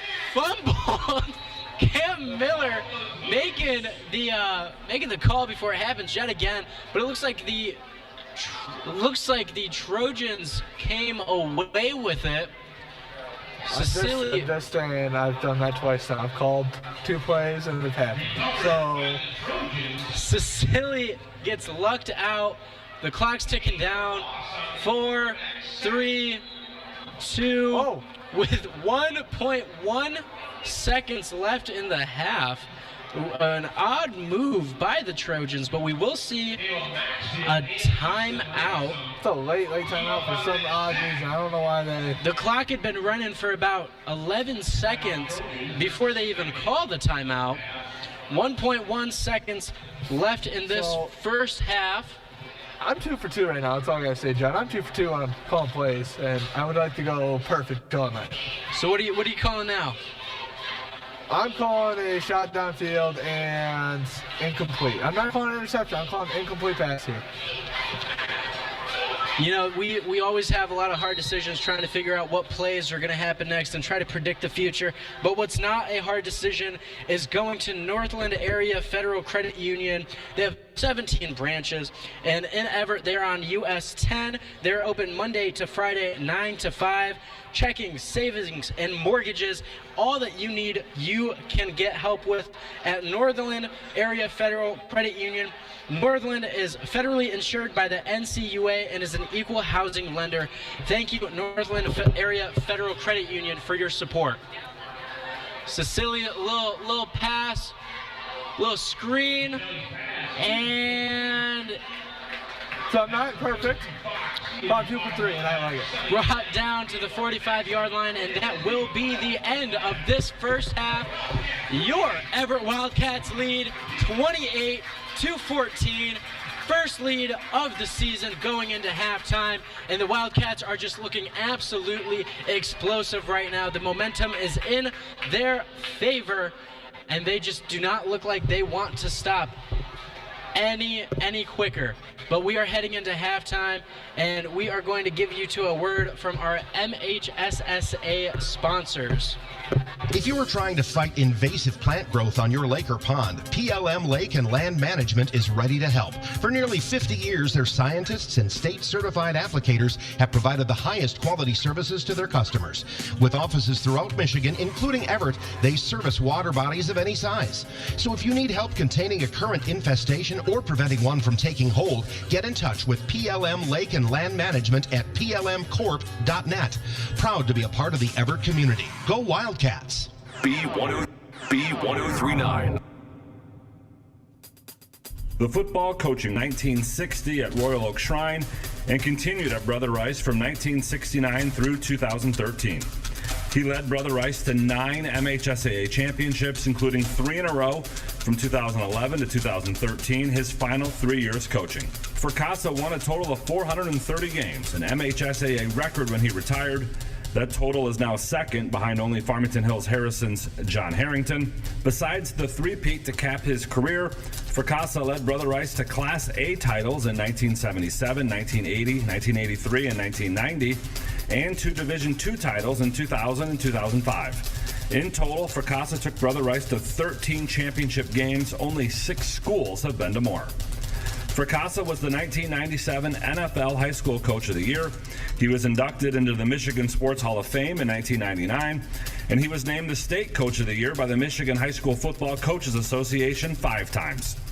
Al Fracassa was 92. It's time for Game Balls, when we highlight a trio of standout performances from the past week. First, Kingsley Jr. Delaney Case led the Stags to a straight set win over Charlevoix on the volleyball court. The win was Kingsley's 10th of the season. Williamson linebacker Miles Keener had 20 tackles and blocked a punt in a 36-29 win over Hastings. He also caught a touchdown pass and ran for 50 yards.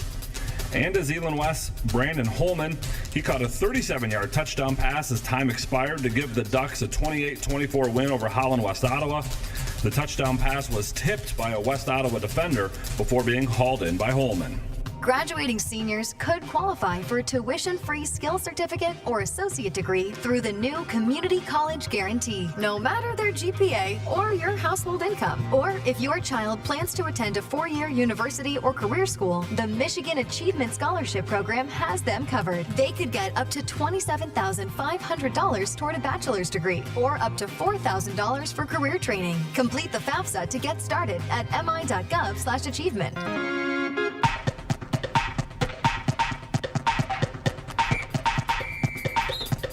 Our weekly Be the Referee feature takes a look at the fine art of officiating with registered official Paige Winnie.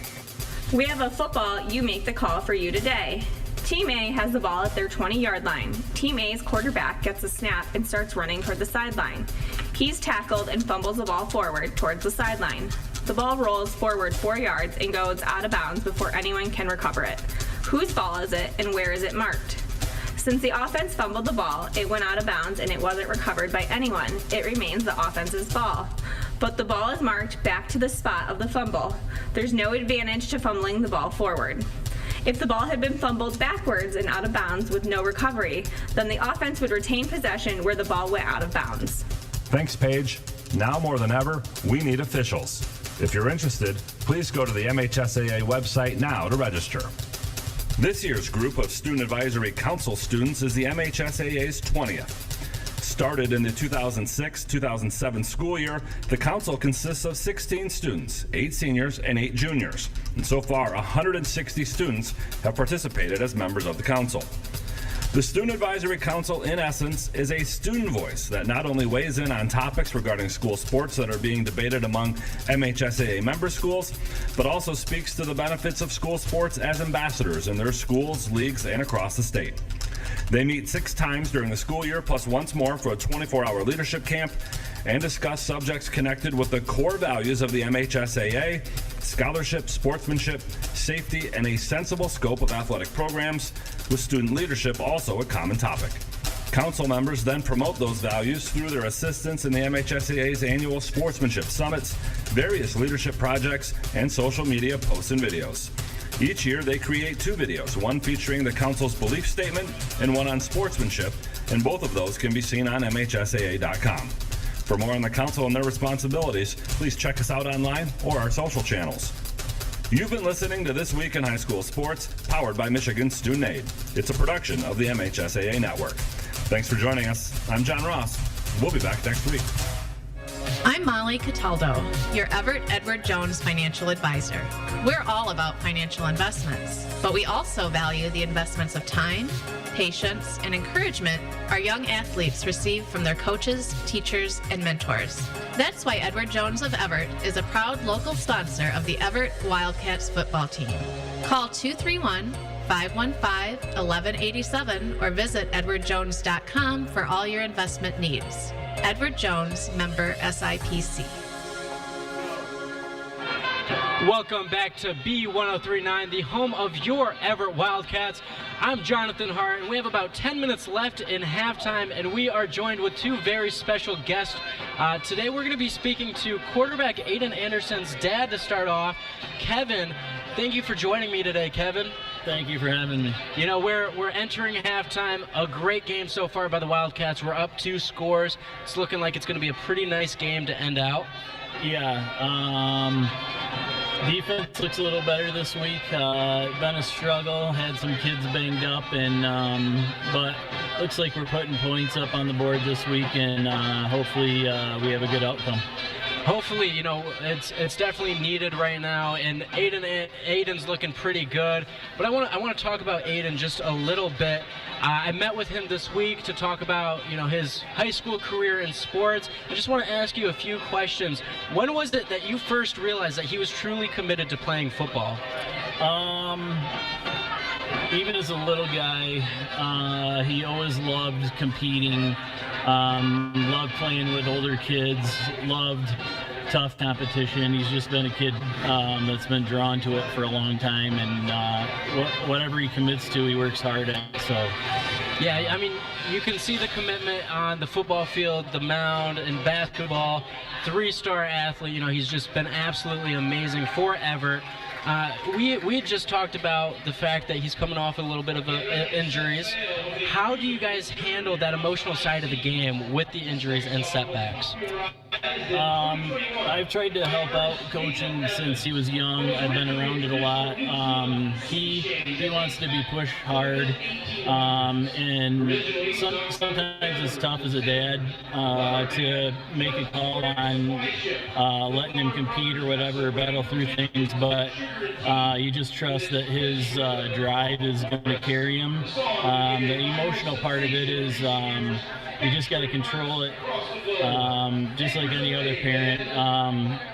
Kind of let your kid do his thing, and as a senior, try to stay out of the way a little bit, I guess, is how I've handled it. Live and let learn, right? I mean, you gotta learn how to handle these injuries as a player and even as the parents while growing up throughout high school, which it seems like you guys have all been able to handle pretty well thus far.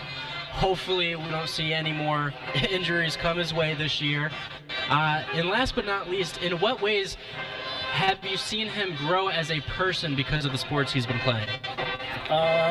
He's been around a lot of good people, a lot of good coaches over the years, and had a ton of good examples as far as coaches. I'll go to football coaches all the way through, baseball coaches all the way through, guys even outside the community that he plays for with travel ball. Just he's been around a ton of good people, and he's a good kid too. He works hard, and he's committed to everything and takes everything serious. So I think Andy's a good teammate. Always been a good teammate. So just a pretty easy kid to have as a dad, I guess. Cam and I talk a lot these last few weeks about how high his football IQ is, and I think that measures up perfectly to how well of a person he is. You know, he has that emotional intelligence and that mentality that whatever he's going to do, like you said, he's going to commit to. So I think it's been great to see for us the last 3 weeks, but I know for this community the last few years quite a bit. Kevin, I just want to thank you for joining us today and talk a little bit more about our Evart Wildcat quarterback, your son, and everyone's favorite QB1, Aiden Anderson. So I thank you for joining us. Yeah, I appreciate it. Thank you. Of course. And we're going to send you on another quick break from our sponsors, and we'll be back with Aiden's mom in just a moment. Your friends at Lang Mechanical join all of us in hoping for an Evart football victory. If you want your heating and cooling system to be a winner all year long, get in touch with Lang Mechanical day or night. 231-388-0632. And go Wildcats! Step into the excitement at AJ's Event Center in Evart. Swing in for top-notch bowling lanes and action-packed arcade, food and spirits, now with a smashing new rage cage and axe throwing. Plus, indulge in all-you-can-eat fish on Fridays and Saturdays. Located just 2 miles west of Evart on US 10. Find us on Facebook for all the latest updates and specials. Make every moment unforgettable at AJ's Event Center and Bowling Center. Welcome back to B1039. I'm Jonathan Hart, and to finish out this senior spotlight on quarterback Aiden Anderson, we are joined with his lovely mother, Mindy. Mindy, thank you for being here with us today. Thank you for doing this. Of course. We had just met with Kevin, and we were talking about, first of all, how good of a game it's been so far. Yes, it has. It'd be great for them to come out with a win, especially after these last few weeks, and to start a win at home. Yes, right? definitely. That'd be absolutely amazing for the community and this team. I want to talk to you a little bit about Aiden. We've seen him play basketball, baseball, football, but I think it's time for us to get to know him a little more. All right. Right? All right. So my first question is, what are your hopes for him as you see him move on with his career in sports as he transitions out of high school?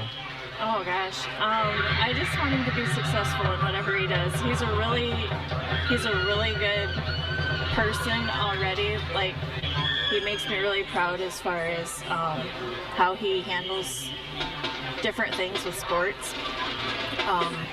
So I just want to see him be successful. I know he's going to work hard no matter what he does. So that's, you know what, Kevin had just mentioned the fact that when he's committed to something, he's fully committed to it. And I think we've seen that on all levels of his playing career, and just the little bit that I talked to him this week. It sounds like he's really taking a liking to a lot of these underclassmen, taking them out of his wing. How does that look like from a parent's perspective, seeing your kid take other students under his wing? it makes you very proud, because even I noticed, the last 2 weeks have been a little rough with injuries and stuff, but the little guys that are down there on the sidelines that are looking up to him, he still takes time to give them five or talk to them if they want to talk to him. They don't know the difference as far as, like he wants to scream. He doesn't. He brushes it off. Contains himself so well. I'm really proud of him. So my next question for you is, as a family, I used to play sports. My whole family did, but I never did 3 sports like Aiden does. So I know just from my experience that it can be hard on a family to adjust to schedules, to games, especially the further distance road games, all of the fun qualities that it is to be a high school athlete. So my next question to you is, what has it been like supporting him through these practices, through these games, and his demands as being a student athlete? It's good. We just take it as it comes. If he wasn't into sports, we would support whatever he wanted to do, but he has always been sports minded, and his brother is the same way, so I don't see it stopping anytime soon. But we're along for the ride. We have friends that have just had kids graduate, and they tell you it's done and over so fast, you'll miss it when it's gone, so we're just along for the ride. Really. Along for the ride. And that's really all you can be, right? Right. From what it sounds like, he's been into sports since a young age. Yes. I think Aiden told me it was 3rd grade when they were playing, recess football, that he was like, this is something that I want to keep doing. So, I mean, as parents, you really don't have any other choice when these kids are making all of these, requests to play sports. Yep. My final question for you, Mindy, is if you could give him one piece of advice as he's graduating, what would it be? Just continue to be a good person. That's the biggest thing. Like, just be good to people, treat people well. It'll all come back good for you in the end, I think. Awesome. Well, I appreciate you being here with us today, Mindy. We are doing something new this year where we're highlighting our seniors. We're letting the community get to know them a little bit more, and I appreciate you guys coming on air today to talk a little bit more about your son and everyone's favorite quarterback in the community, Aiden Anderson. We're hoping for a win coming out of halftime, and we really appreciate you being here. Thank you. Of course. We're going to send you guys to one more break. Quick word from our sponsors. We'll be back in a bit. Upgrade your retail space with reliable store fixtures from Miller Liquidators and Store Fixtures, Michigan's trusted source for quality used retail equipment. They deliver across the state, specializing in used Lozier retail shelving, true glass door coolers and freezers, pallet racking and commercial safes, plus complete store packouts, relocations, and on-site liquidation sales. Contact them today at 616-426-1247 or visit MillerLiquidations.com. Worth Landscaping, a second-generation business, has been a proud supporter of Evart Public Schools and all Evart athletics for more than 25 years. Worth Landscaping specializes in irrigation systems, landscape design, hardscapes, hydro-seeding, lawn care, to commercial snow and ice removal in the winter. Contact Josh Worth at 231-349-5693 or Tyler Worth 231-629-5150. It'll be worth the call. Worth Landscaping. B1039. Welcome back to B1039, the home of your Evart Wildcats. We were blessed to be joined with Kevin and Mindy Anderson as we are doing our first edition of our Senior Spotlight this week on quarterback Aiden Anderson, talking about his playing career with basketball, baseball, and football, as well as his personal career, being able to take some of these young players under his wings. It was really nice to be able to talk to both Mindy and Kevin, so a huge shout out for them to come on air. As Cam and I both know, it's not that easy coming on air and talking, so huge shout out to them for doing that with us. We are about to get out of halftime. Your Evart Wildcats are up 28 to the Lake City Trojans 14. It has been a battle, but it has been a battle that the Evart Wildcats have been winning, and it looks like they are going to continue the momentum going down the field.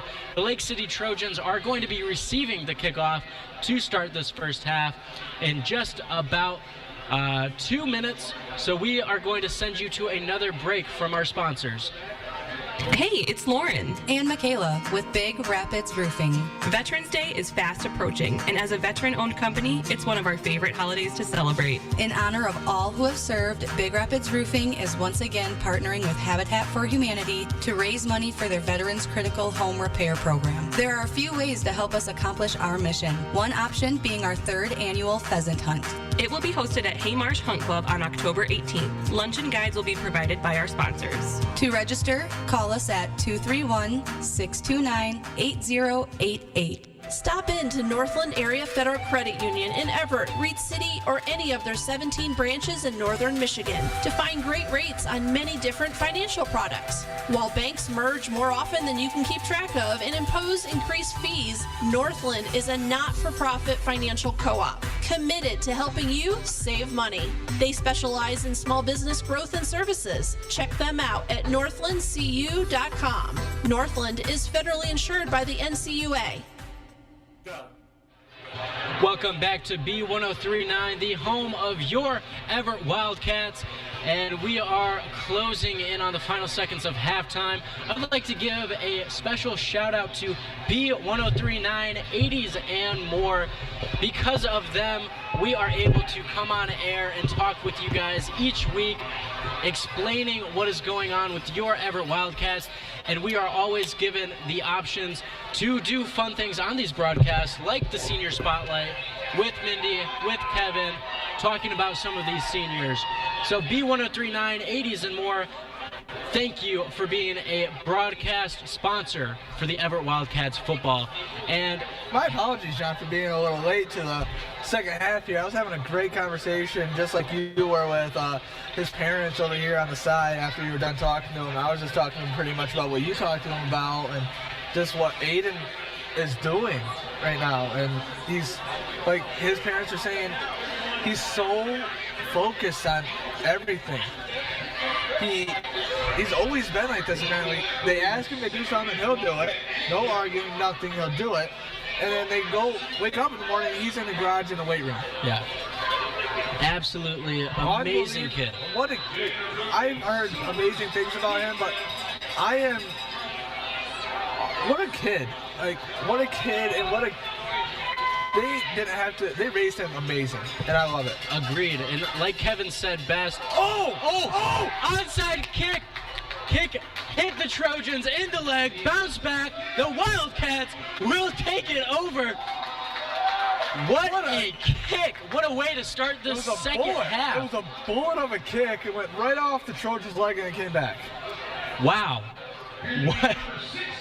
That does not happen every day. No, it does not. Number 6, Morgan, with the recovery. Wow. But unbelievable. Like we were just saying, you know, Kevin stated it best when he said that once Aiden is fully committed to something, he is fully committed. Yes. And like I was talking to him, I didn't even bring this up. He brought it up to me. He's never had a girlfriend. He's never had anything sort of like that because he's worried that it will distract him from what his goals are. And that's amazing to hear. Anderson finds Ray. Ray gets away from a defender, and Ray is pushed out at the 36-yard line, marched into the territory of the Trojans. What they're doing right now. I really do. A little little short routes that they're having his wide receivers run and hitting them on, and then they're gaining yards after the catch. Yeah. It's been a great thing about this freshman is the yards after catch has been absolutely excellent. We are in shotgun formation with both of Anderson's running backs, Ray and Swalls, in the backfield. Anderson, the ball carrier. And that's what I was talking to his dad about right there. He's sliding down. He's not as elusive and wanting to run the ball as he had been like last year because of that ankle injury. And his dad said once he's fully healthy, he's going to be a weapon. Yeah, and I mean, we just saw it last year. He was a full weapon, 29 passing touchdowns, 14 additional on the ground, something you don't see much from a high school quarterback, and he's able to pull it out. Unfortunately, the slide down did not gain anything. 2nd and 10 for the Wildcats on the 36-yard line of the Trojans, starting this second half with all the momentum. Empty backfield for Anderson. Snap is good. In the pocket, looking to pass. Pass is incomplete. Like it hit off of. He was looking for Magnuson, and it looked like it hit off his body. I think it was a great throw. Great throw. But it was hard. I think it was hard for Magnuson to see it because that defender didn't play horrible defense, but didn't play great defense. It was kind of right there, and that ball kind of skimmed his helmet, it looked like, and it was hard for Magnuson to read that ball. Sets up a 3rd and 10 for your Wildcats at the 36-yard line. Reminder how we got here. Kick was hit by the Trojans, and the Wildcats recovered it. Flag is now down on the field. And then we had a nice little reception by Ray to set up this great field position for the Wildcats. It looks like offsides against the Wildcats. We'll push him back 5 yards. Be 3rd and 15, which is not the position you want to be in. 3rd and 15, 40. Looks like they're going to set it at the 46-yard line. That hurts. That really does hurt because they were having a good drive there. And then they got pushed back by not the smartest penalty to take. Now they're pushed back 3rd and 15. And it is at the 41, not the 46, where they will be trying to advance this ball from. The snap is good for Anderson, empty backfield. The pass is complete! The pass is complete to Willie Ray for touchdown to start the second half for your Evart Wildcats. Huge touchdown for Ray. Huge catch. Got it when he needed it. And the Evart Wildcats are up 3 possessions on Lake City. This is just a great way to start this half. 34-14. What a play. What a play. And you say what a great way to start this half. What a great way to start the season opener at home. I'm sorry, not season opener. Season home opener. There we go. Home opener. Season home opener. What a way to start. They go up 3 scores. Wow. Ray does it again. What has he got? 2 touchdowns on the night, right? I think he's at 4 touchdowns. 3 or 4 touchdowns on the night. We've had 5 total for the Wildcats. I think he's taken up just about all of them. And at half, I went on a little walk down, just looking around here. And I walked past Willie and I said, Willie, you're having a night. And he goes, I know. Well, he goes, I know. You gotta stay like that when you are playing the way you are right now. You're up 34-14. Unfortunately, the kick after was no good, but no worries as your Wildcats are storming tonight, up 3 scores on the Trojans. What a great game we've seen thus far. You know, Kevin said it perfectly. The defense could be a little better, but their offense is starting to come together. It is starting to come together, and it's showing. It really is. This offense could be one of the best in the state. And actually, Aiden Anderson leads the state in passing yards. The whole entire state, Division I, Division II, Division III, the whole entire state, he leads in passing yards.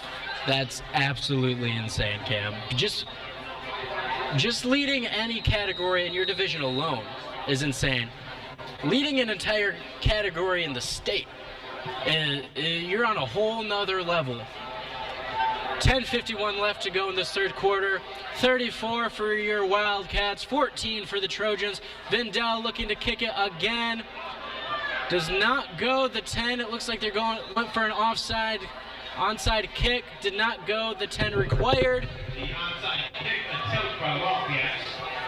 And flag is down, of course, for not going the 10, being touched by the Wildcats. Will be enforced. Looks like they are going to have them maybe kick it one more time. The refs are discussing the motion of action now. They're declining the flag. So this is where we need to see that defense again, like they have the whole game. Even though they have 14 points, this defense has actually shown up very well. They just got to stop the run. Got to stop the run. Gotta stop the run. This is a very good test. We want them to stay at 14 here. No touchdown, nothing. No field goal, anything. Stay at 14. Let's see this defense show up for the Wildcats right here. The Trojans will start 1st and 10 at the 48-yard line in Wildcat territory. You need to stop the run, like Cam had mentioned. And the Wildcat defense needs a nice stop. Fox, the ball carrier. Huge rush by Fox. Exactly the opposite of what we just said needed to happen, as he was able to run and run and run before being taken down by number 4, Cam Swales. That is exactly what I said not to happen there. What they're doing is they're not able to run up the middle. They've noticed they can't run up the middle. They're doing very good at covering the middle right now, Evart. They're hitting the edge is what they're doing, and then he's gone. He's gone until the safeties can get him. It was a gain of 23 for the ball carrier for Fox, setting up a 1st and 10 at the 25-yard line. And Cecilia looking to pass, and it is incomplete. It's looking number 45 for the Trojans to bring up 2nd and 10. He's looking for Belair, the sophomore, and could not find him. I will say this quarterback, he's a good quarterback. He has a little bit of a short arm to his throw. It's a little weird. But he has power. He has the accuracy. He's got everything he needs to be a good quarterback in the high school level. And it's showing tonight.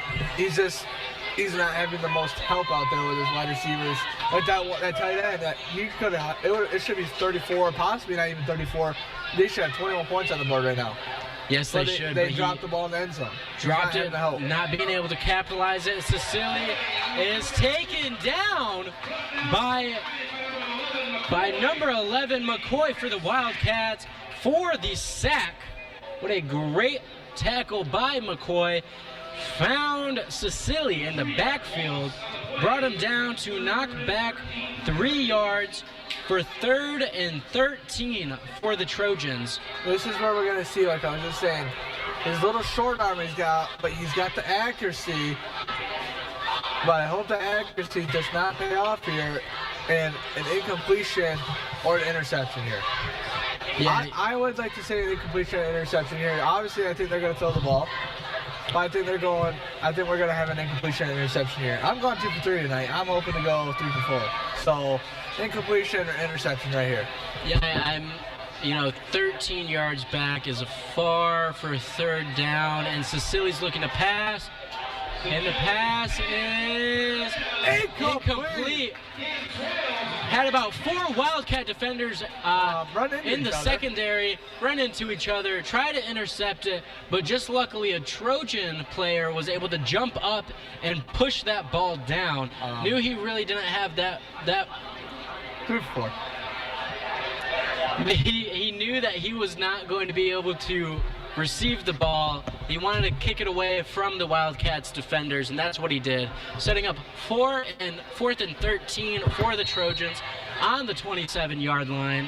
I will say I've had a pretty good percentage-wise the last 3 weeks of me calling what's going on here.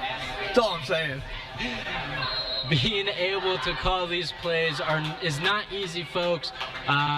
Being able to read what these offenses are going to do for not only us, but also the defense. And the Trojans are going for it. Cam Miller looking to motion, hand off to number 11. And that's going to be intercepted.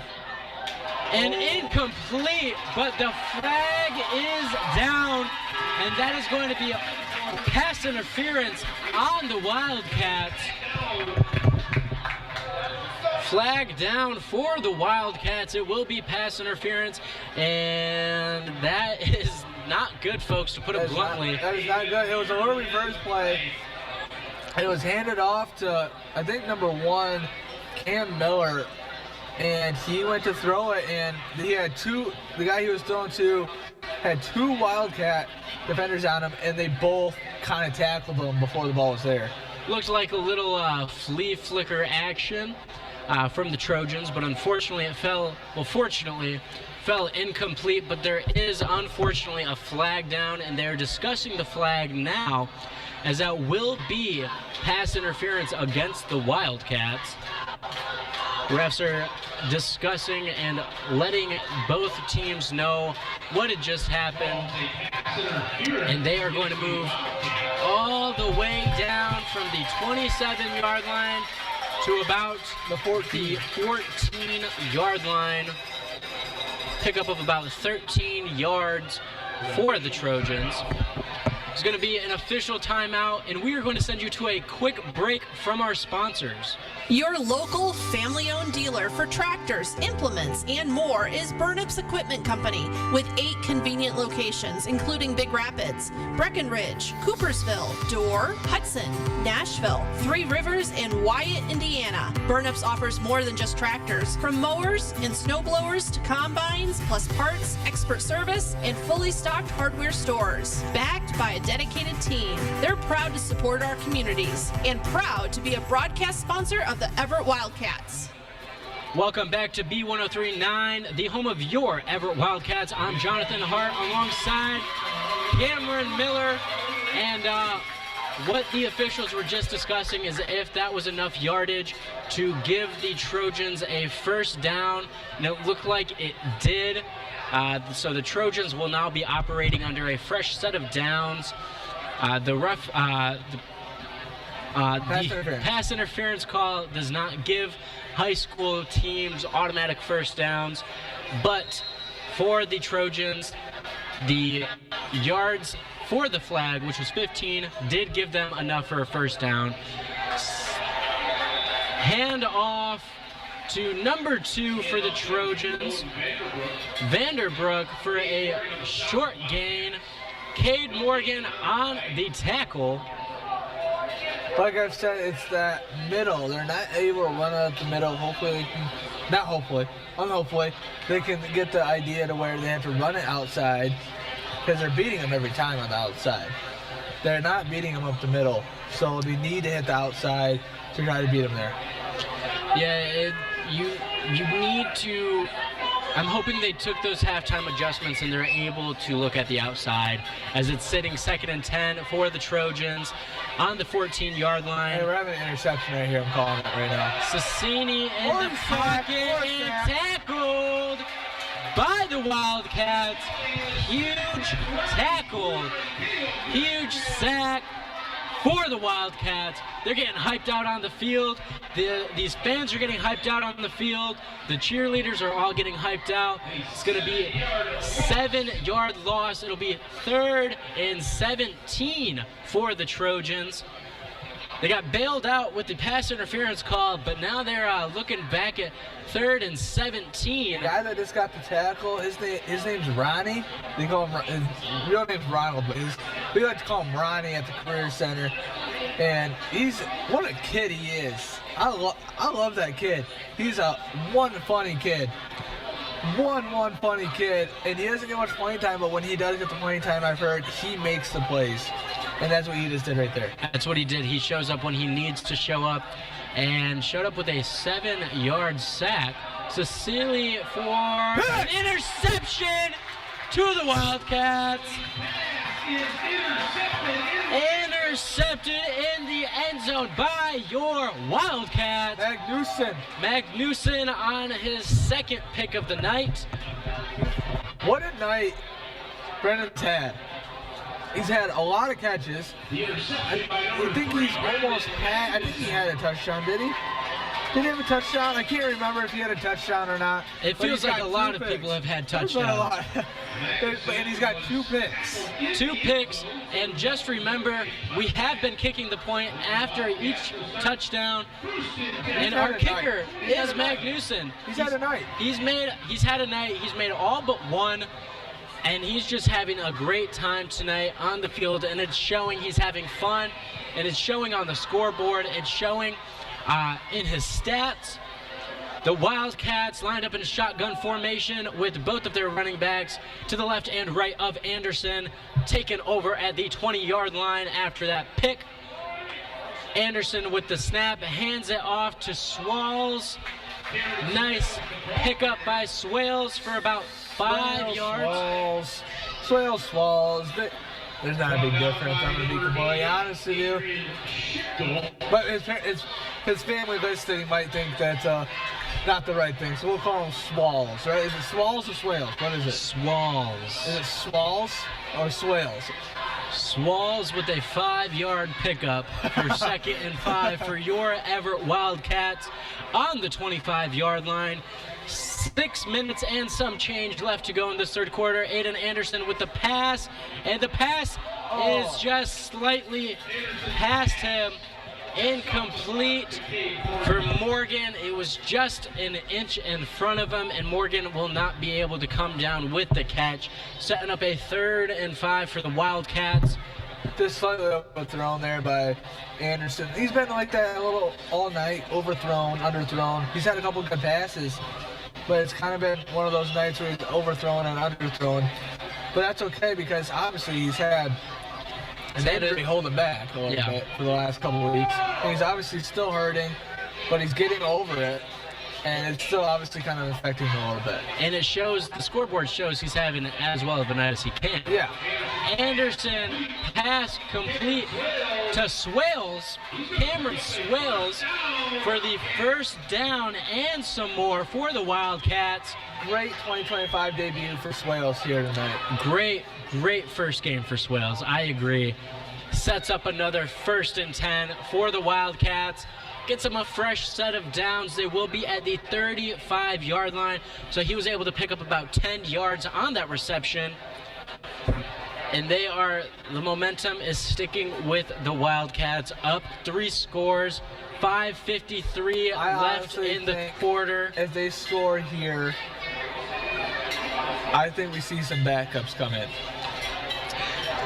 I think we start seeing some backups come in the game. Anderson with the snap, hands it off to Ray. Picks up about 6 yards for the Wildcats. Set up about a 2nd and 4. And it shows when your star player is healthy, you're going to win games. He wasn't healthy last week, and it obviously showed. And they weren't able to win that game, and it shows that this week he's healthy enough, and they're going to win. Probably going to win this game.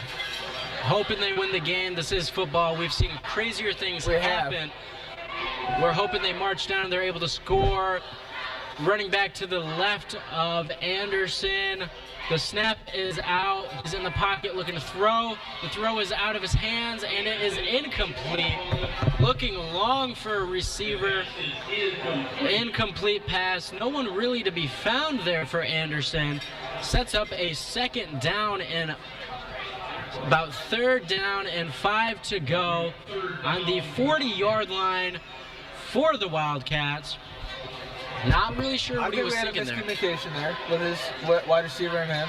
But a miscommunication, and those happen. So it happens in the pros, college, everywhere. It happens everywhere. We all saw it last week with the Lions. It was pretty hard to watch. I turned off the TV in the 3rd quarter because. But I was a little upset though because I missed Isaac Tesla's one-handed catch for a touchdown. You know, and in my opinion, that's better than Odell's catch when he was playing. So I'm still not ready to talk about the Lions game from last week. Hopefully they can take down the Bears. And Willie Ray with a huge reception. Another pass beautifully thrown by Anderson to Willie Ray. A little check down there to Ray, and then Ray again. Yards after the catch. Another 20 yards probably after the catch. Puts on the burners for the Wildcats. Another flag is thrown near the end of the play. It's looking like it's going to be coming back from the Wildcats. Unfortunately, they will lose that huge yardage by Willie. Never a good thing to have a flag. Even worse after a great 15, 20-yard pickup to bring you back. I'm going to see where they spot this foul at for the Wildcats. Will they continue to try that? It's going to be 3rd down. So I think they gave him the 1st down. I think it happened after, he got the 1st down and then the flag happened. Like it was maybe a block in the back after he got the 1st down, so he still got the 1st down, but it's not going to be where he got up to. I think he got up to like the 35, maybe 40-yard line, 35-yard line, but he had a flag, so he wasn't able to get it. Anderson incomplete to Magnuson. Yeah, they set up 1st and 10 at the 45-yard line, so there's a little bit of some communication between the refs, whether it was going to be a spot foul or where they're exactly going to put that. It did still give the Wildcats a fresh set of downs, so now we're operating with 2 more downs to go. We're 2nd and 10 from the 45-yard line.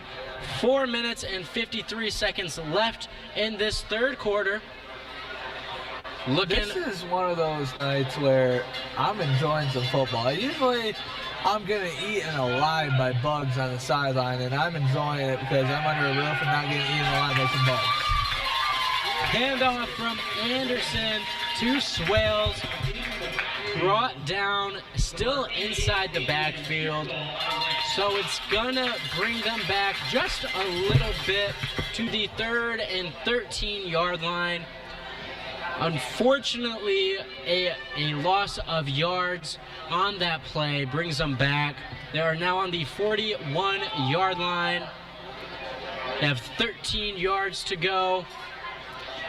Reminder, Reminder, you are listening to B1039 WBZX Big Rapids, the home of your Evart Wildcat football. The Wildcats are in the lead here in the third quarter, 34-14 over the Lake City Trojans. And there's going to be a timeout for the Wildcats, and we are going to send you to a quick message from our sponsors. If you are trying to fight invasive plant growth on your lake or pond, PLM Lake and Land Management is ready to help. For nearly 50 years, their scientists and state-certified applicators have provided the highest quality services to their customers. With offices throughout Michigan, including Evart, they service water bodies of any size. So if you need help containing a current infestation or preventing one from taking hold, get in touch with PLM Lake and Land Management at plmcorp.net. Proud to be a part of the Evart community. Go Wildcats! I'm Molly Cataldo, your Evart Edward Jones financial advisor. We're all about financial investments, but we also value the investments of time, patience, and encouragement our young athletes receive from their coaches, teachers, and mentors. That's why Edward Jones of Evart is a proud local sponsor of the Evart Wildcats football team. Call 231-515-1187 or visit edwardjones.com for all your investment needs. Edward Jones, member SIPC. Welcome back to B1039, the home of your Evart Wildcats football. You know, with the high school and football environment, you have to give a lot of credit to the cheerleading team and the band. The cheerleading team just got introduced, and they're coached by Taylor Bryant and Olivia Campbell. So thank you to the cheerleaders for doing everything you can to keep the momentum on the Wildcats side, as they're looking at a 3rd and 13 from the 41-yard line. Anderson with the snap, and the pass is up. Cohen! Like he was caught. Wow. Wow. Anderson to Willie Ray, the completion. What an amazing catch by Ray. I think we're all in shock here that just happened. Lake City's announcers just looked at me nodding their head as a sign of respect for that catch. I don't think any of the four of us thought that was going to happen. But wow, what a play by Ray to make sure he came down with it to set your Evart Wildcats up 1st and 10 at the 29-yard line. There's been catch after catch after catch this season so far, where it's been absolutely amazing for the Wildcats, and it's being put on display again by Ray. Like I said, it's shown when your two star players, Willie Ray and Aiden Anderson, they have other star players, but these are their two guys. Anderson and Ray are the two guys, and it really helps when both of them are healthy. It really does. Like last week, they were both injured. Ray twisted his ankle, and Anderson had his high ankle sprain. So it really hurt him last week not having their two guys, but this week it's obviously showing that, man, they have their guys back and they're rolling. Yeah, there was just a handoff to Swales. Fortunately, did not get any yards on that carry. 2nd and 10 for the Wildcats. And we do, unfortunately, have a Wildcat down on the field. We would like to shout out PLM Lake and Land Management. PLM handles invasive plant management for more than 40 years now. Their scientists and state-certified applicators have made it their priority to provide the highest quality service to you and your family. PLM provides you with a team of expert biologists, foresters, ecologists, and managers to evaluate your environment, prioritize existing problems, and develop plans to prevent new infestations using state-of-the-art equipment. Contact Bree for PLM Lake and Land Management at 616-826-8896. PLM Lake and Land Management, thank you for being a sponsor for B1039 and Evart Wildcat football. Fortunately, we still do have our Wildcat down on the field. He got up, and they were clapping, and then he took a step and he went back down. Went back down, which is never a good sign, so we are going to send you back to another quick word from another sponsor. Your friends at Lang Mechanical join all of us in hoping for an Evart football victory. If you want your heating and cooling system to be a winner all year long, get in touch with Lang Mechanical day or night. 231-388-0632. And go Wildcats! Step into the excitement at AJ's Event Center in Evart. Swing in for top-notch bowling lanes and action-packed arcade, food and spirits, now with a smashing new rage cage and axe throwing. Plus, indulge in all-you-can-eat fish on Fridays and Saturdays. Located just 2 months on Facebook for all the latest updates and specials. Make every moment unforgettable at AJ's Event Center and Bowling Center. Upgrade your retail space with reliable store fixtures from Miller Liquidators and Store Fixtures, Michigan's trusted source for quality used retail equipment. They deliver across the state, specializing in used Lozier retail shelving, true glass door coolers and freezers, pallet racking and commercial safes, plus complete store packouts, relocations, and on-site liquidation sales. Contact them today at 616-426-1247 or visit MillerLiquidations.com. Welcome back to B1039, Everett Wildcat football. 34-14, your Wildcats are up on the Trojans. And our player down was Cam Swells. He was down. He just came back from injury today. But he was down. Not what you want to see for your first game back and going back to being injured possibly. He got up, and then he took one step, and he couldn't do it and went back down. And then when he did get back up for the second time, he was walking off the field very gingerly. Yeah, not what you want to see at all, especially in your first game back after injury. From Anderson to Magnuson, setting up 3rd and 10 at the 29-yard line. 3:16 left to go in this third quarter to play. Anderson is now in the backfield with number 5, Austin Lucha. Anderson took a hit after throwing the ball, but it is complete to Willie Ray, the freshman, and he was tackled by number 11 for the Trojans.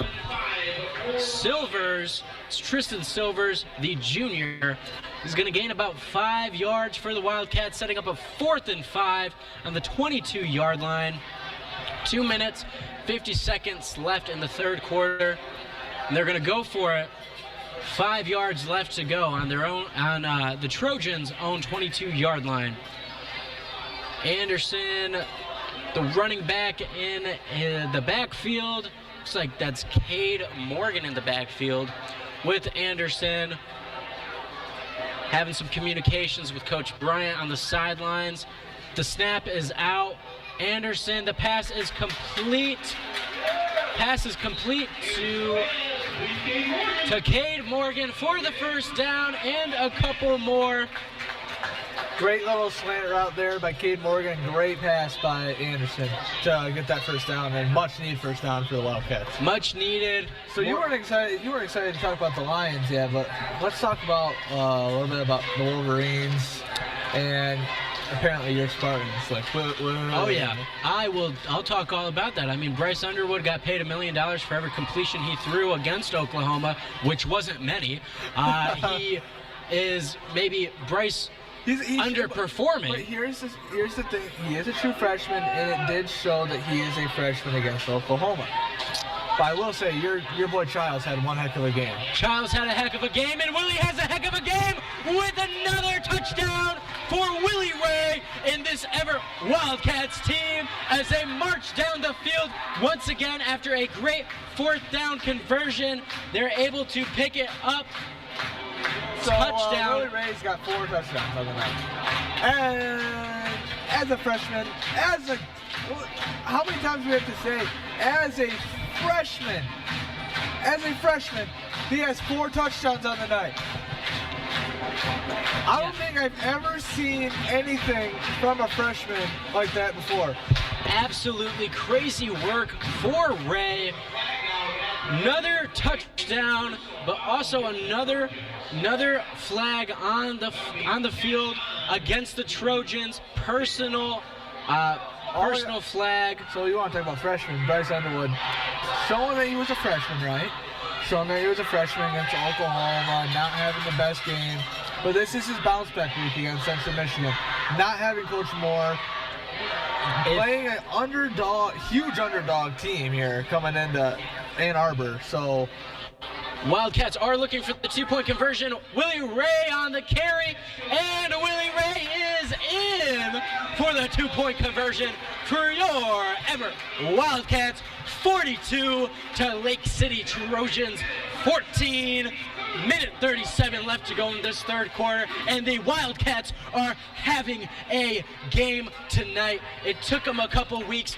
Week 3, right in front and center of their home fans, getting the job done like we all know they could. They haven't been able to show out the last 2 weeks, but here they are, up by 4 scores on the Lake City Trojans. What a game. What a game. What a game for this team to come out and show that they're not as bad as I hate to say it, not as bad as they've shown the last 2 weeks. They have not had good outings the last 2 weeks. And here they are, 42 to 14, 1:37 left in the third quarter, and they're showing that they're here and they're here to stay, and they're ready to play some football. And they're going to show their way, Evart Wildcat way of playing football. Evart Wildcat football is fast, it's hard hitting, it's gritty, it's high scoring, and all of that is what we have seen tonight against Lake City. The Wildcats have been on the prowl all game long, and they're looking to continue that momentum for the last 13 and a half minutes of this game. With that personal foul, it moves the kickoff up 15 yards to pin them back a little more. Now they'll be kicking off from the 45 of the Trojans. Vendel kicks good. It looks like it's going to be recovered by the 24-yard line by Cameron Miller, number 1, and another flag is down on the field. What a crazy game we've had thus far in Evart, Michigan, in Wildcat Stadium, 42 to 14. Another personal foul against the Trojans after that play will push them back 15 more yards. Not the 24 anymore. They will be moved way back to the 12-yard line, which is not where you want to start if you are this Lake City Trojans team down 4 scores. No, this is not where you want to start. You cannot keep costing your team yards by getting stupid penalties. I'm sorry to say it. Stupid penalties, you cannot have that.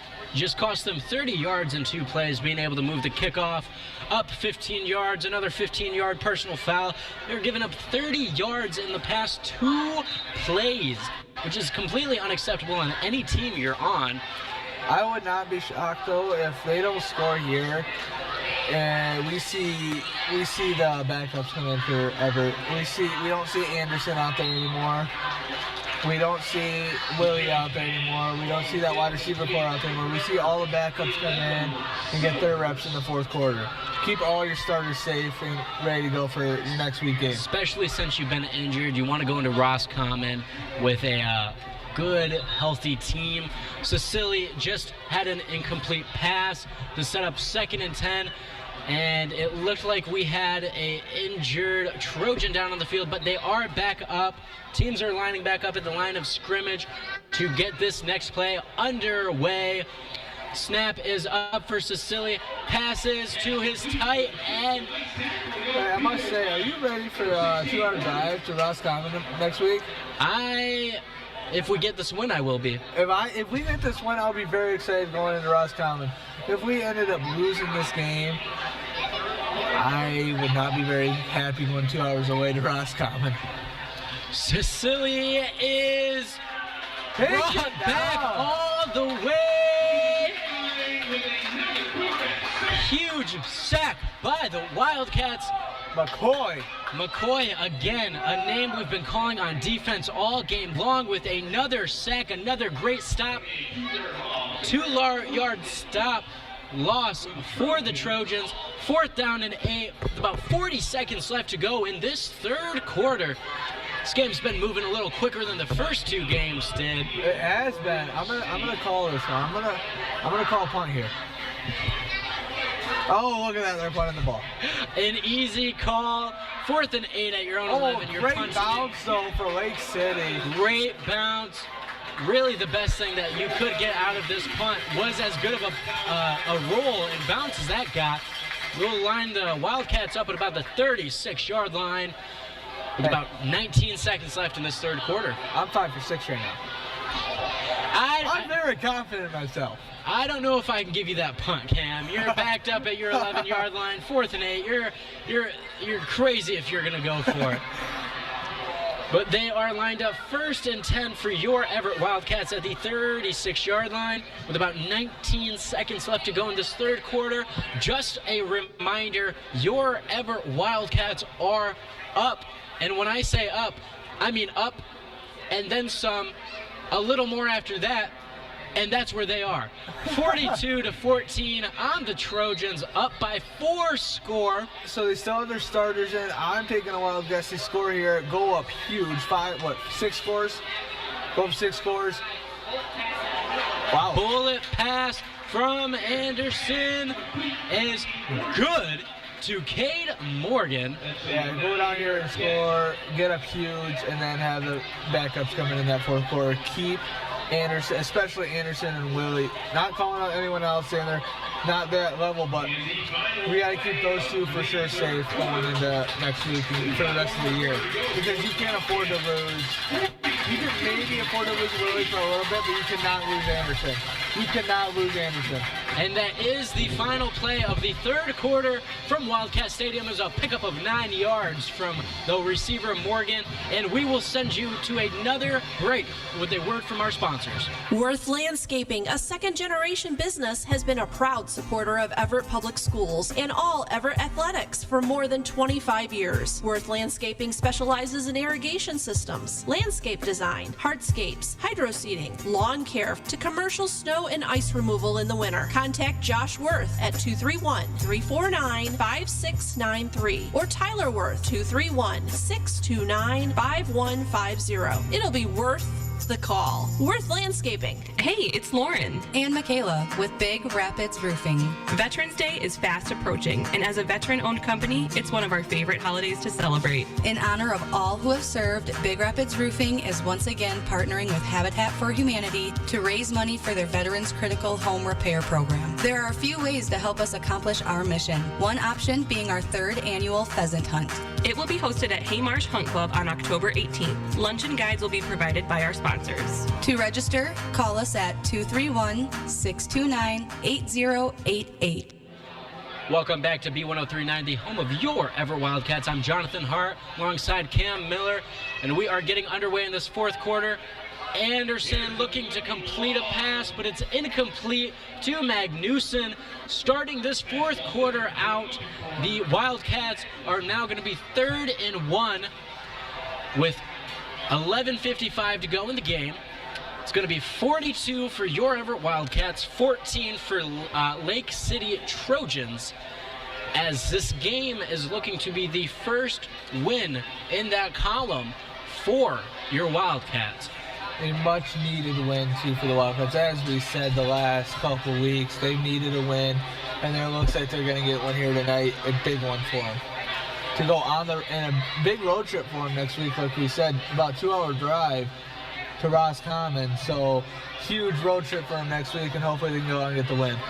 Aiden Anderson, the ball carrier, and he slides down and gets just enough to gain a couple yards on that.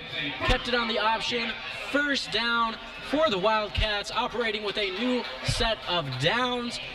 They are going to be 1st and 10 at about the 47-yard line. It's great to see that Anderson's moving around the pocket, getting yards with his feet, because he wasn't able to do that the second half of that first week and last week at all. It's great seeing him being able to do that now and be able to move his legs like he is. Not a ton, but he was able to move, which is nice. He's able to move, not as much as we'll see him later in the year, hopefully, be able to move, but he's moving a little bit. Anderson with the snap, looking for his receiver, incomplete to Cade Morgan. looked like it just hit off the palm of his hands. It's going to be 2nd and 10 for the Wildcats at the 47-yard line. 11:16 left to go in the game. Reminder, this is the home opener for the Wildcats, and they are putting on a show for their hometown crowd. We've had a great night tonight. We had alumni night. We had Kevin and Mindy Anderson, who once again, thank you for coming on at halftime. We were able to give a senior spotlight to Aiden Anderson. We've had great work from the cheerleaders, great work from everybody all around for this game. Anderson looking to pass, and it is going to be incomplete.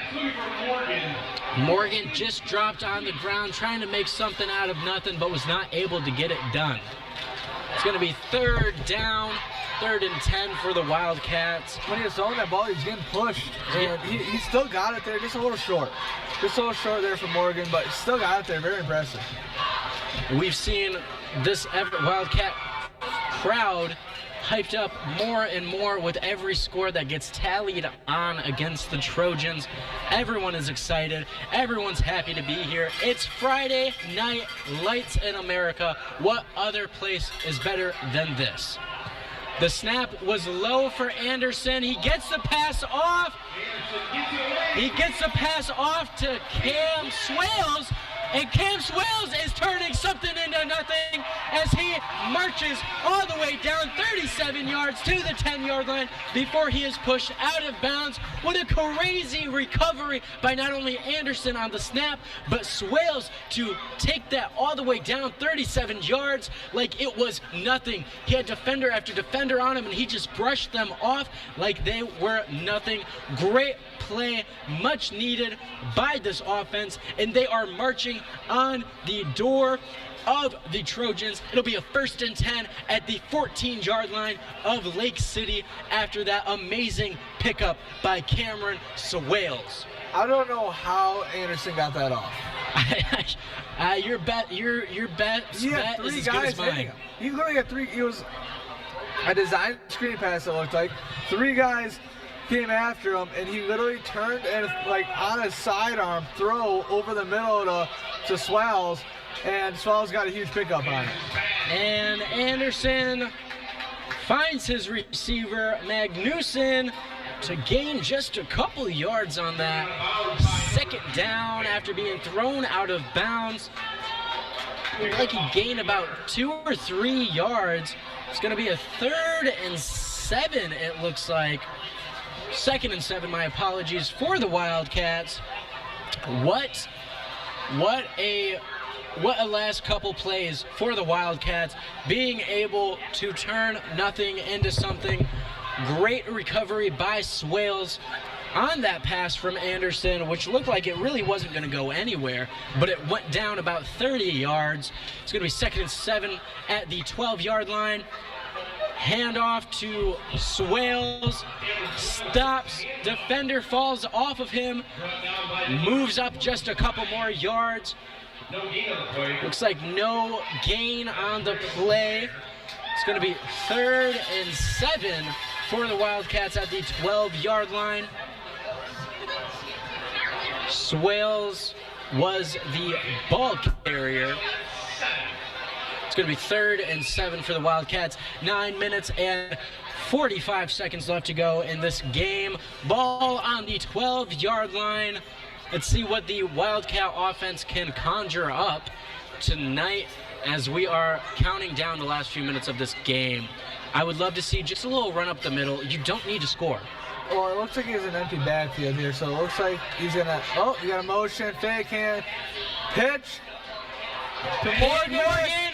Cade Morgan down to about the 1-yard line. 1st down, though, pickup, it looks like. Looks like you got the first 5. 1st down, though. We got the 1st down pickup there. Much needed for the Wildcats.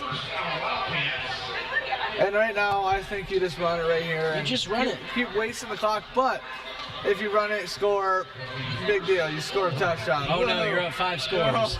Oh, no. But if they don't, the clock's still running, which is a very good thing. You're wasting this clock as much as you can. You're running the ball. You're making sure that the Trojans cannot come up with a last-minute comeback. Anderson hands off the ball to Swales and touchdown! Evart Wildcats to add on to this score tonight. You are now looking at 48-14. Your Evart Wildcats, 8:47 to go in this game. So, no pun intended, but I'm 6 for 7. No pun intended, but 6 for 7. 6 for 7 for Cam. 48 points on the board for the Wildcats. The Trojan fans are starting to make their exit here at Wildcat Stadium. The much more impressive thing is 48 points, so not my stats. I don't care about my stats. I care about the 48 points that the Wildcats have put up on the board tonight. And this is a scene. The student section is going crazy here at Wildcat Stadium as they're doing a call and response with the cheerleaders. When you're at 48 to 14, you are making as much noise as you can. Magnuson's kick is up, and it is good, extending the lead for your Evart Wildcats, 49 to Trojans, Lake City Trojans, 14. 8 minutes, 47 seconds left to go in this game. What a game. What a game it has been. I think Evart has turned over the ball once and it was on a 4th down. Other than that, I think they've scored on every single drive they've had, pretty much. Except for 1, maybe 2.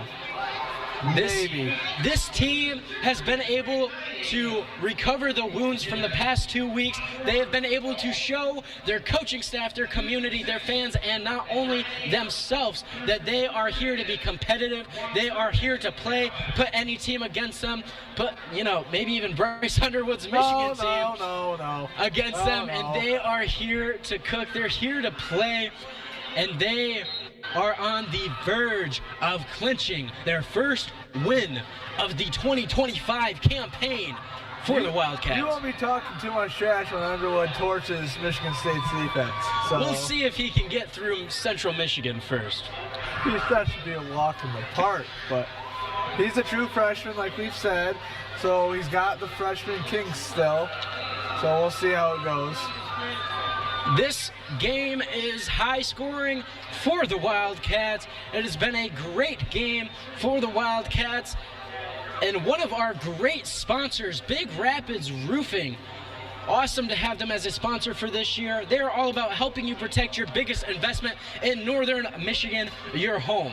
Whether you need roof repairs, roof installation, new gutters, windows, and siding, or more, they can do it all. They provide you with the roofing solutions you need at competitive pricings. Request a free estimate today from Big Rapids Roofing. Call 231-624-5204. Thank you, Big Rapids Roofing, for being a sponsor of B1039 and Evart Wildcat football. Is it just me, or is it hard to believe that Underwood, I know we're talking a lot about him, and we're not at a college football field, but it's hard to believe that he was on a high school field just like this 1 year ago. Last year. Playing in, and now he's at the college level, being an all-star like he was supposed to be. Going from Belleville High School, only having 4 losses in his high school campaign, to now leading the Wolverines out every Saturday. The Trojans 1st and 10 on the 43-yard line, are able to move it up, hand off to the ball carrier, Fox. There is a flag. There's a flag on the play. Cade Morgan with the stop for the Wildcat defense. It's going to be at midfield, face mask against the Wildcats. It'll be moving the Trojans up just a little bit. It'll be against Cade Morgan. There's a personal foul added onto it that it said. So it's 15-yard penalty there for the Wildcats. It's going to be a 1st and 10 for the Lake City Trojans at about the 36-yard line.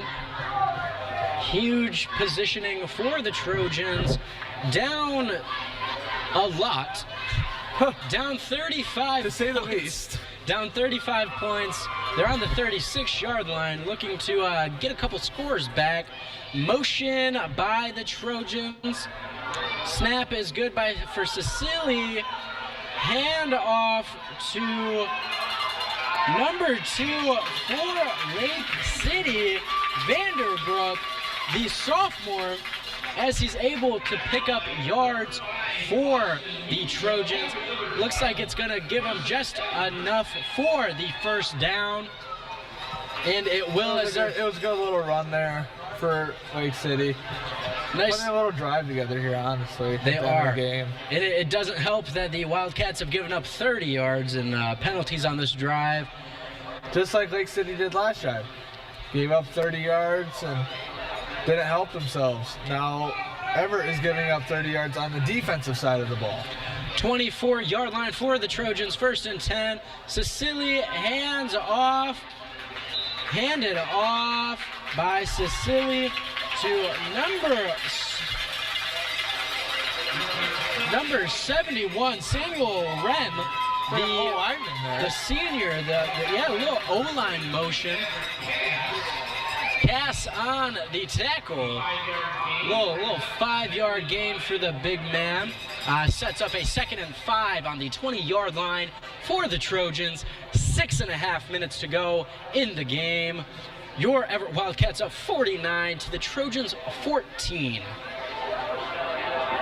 If you're the Trojans, you want to score fast. I don't know why you're running it when you need so many scores back. Throw the ball, and it looks like that's what Cecini is doing now. Ball carrier Cecini, quarterback, is down, but McCoy stepping up just like he has been all game long. He's got to the quarterback at least 5 times. He is scaring this offense for the Trojans. He's scaring their quarterback. I'm scared watching it up here, and I'm not even down on the field. I do not want to be lined up against McCoy, as I know I would be in the ground. I would run him over. I'm just joking. He's been a very physical, and I would think I would get taken down too. I think I would be on the ground too. I formation for the Trojans. Hand off and swallowed right up by number 79 for the Wildcats. Caleb Maxfield, the senior. He finds his way right into the backfield right away. 2-yard loss for the Trojans. So give them a 4th and 6. 4th and 9, my apologies, for Lake City with 5 minutes remaining in this game. Knock on wood, Cam. I know a lot can happen, but I think the game's over. You're up 5 scores. You're up 35 points. 4 minutes, 45 seconds to go. I think it's to the point where I can sit down again.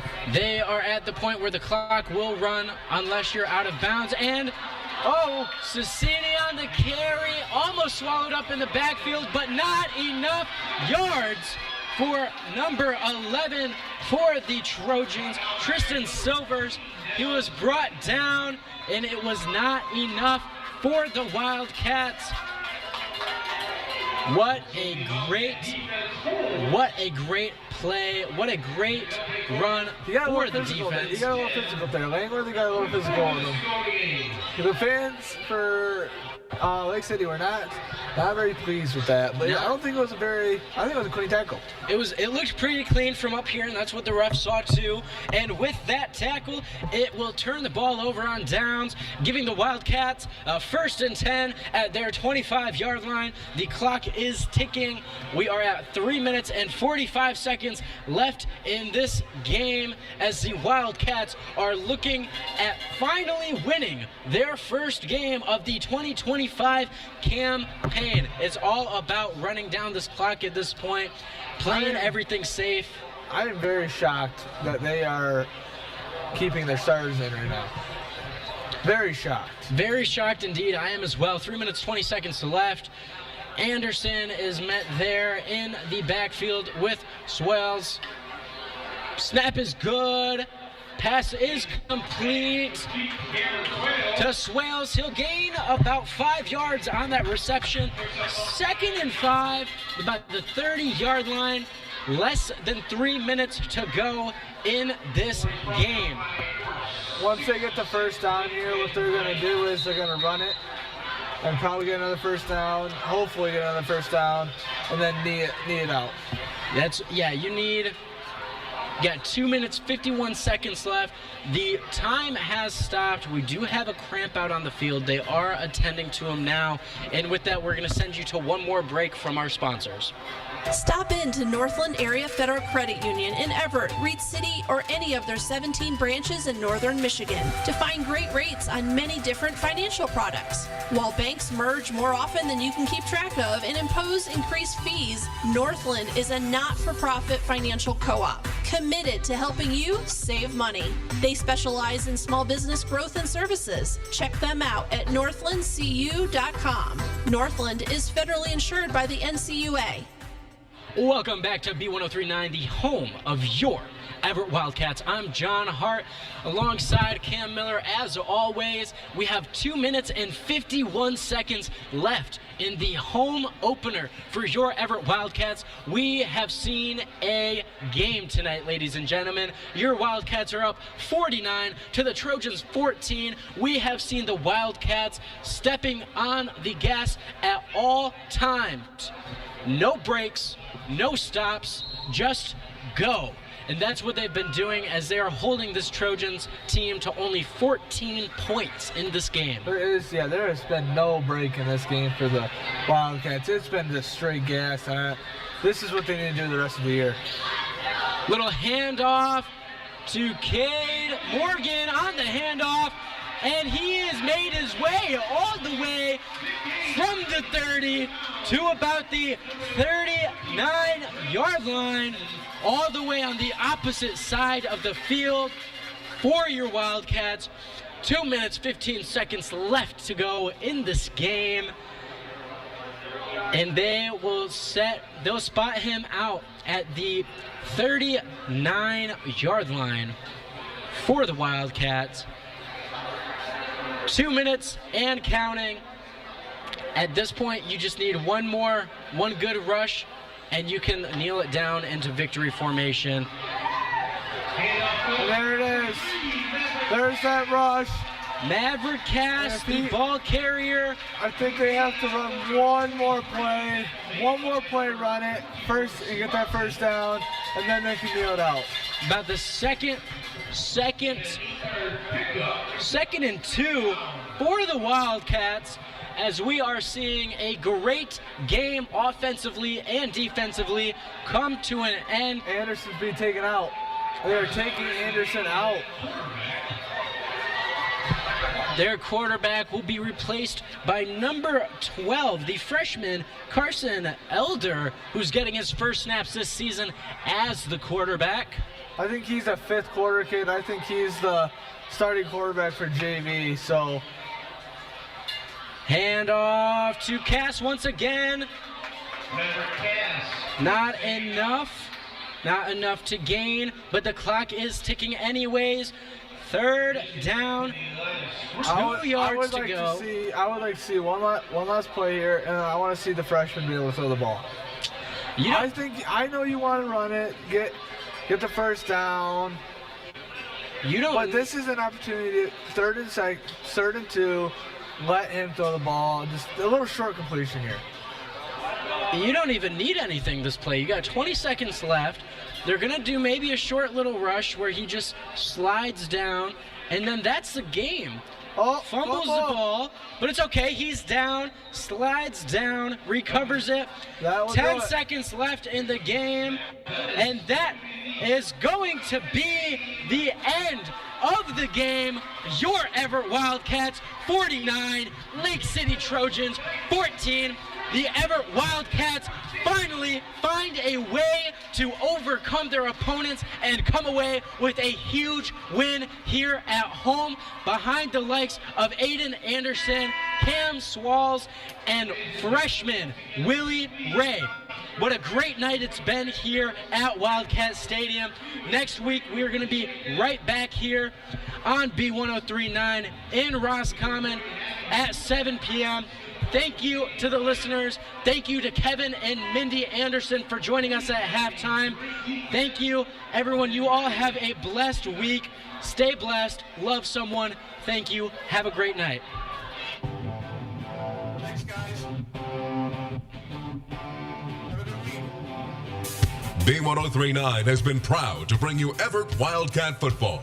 Our coverage is brought to you by these local sponsors: Miller Liquidators and Store Fixtures, Lang Mechanical Heating and Cooling, AJ's Event Center, PLM Lake and Land Management, Molly Cataldo at Edward Jones in Evart, Burnup's Equipment Company, Northland Area Federal Credit Union, Worth Landscaping, and Big Rapids Roofing.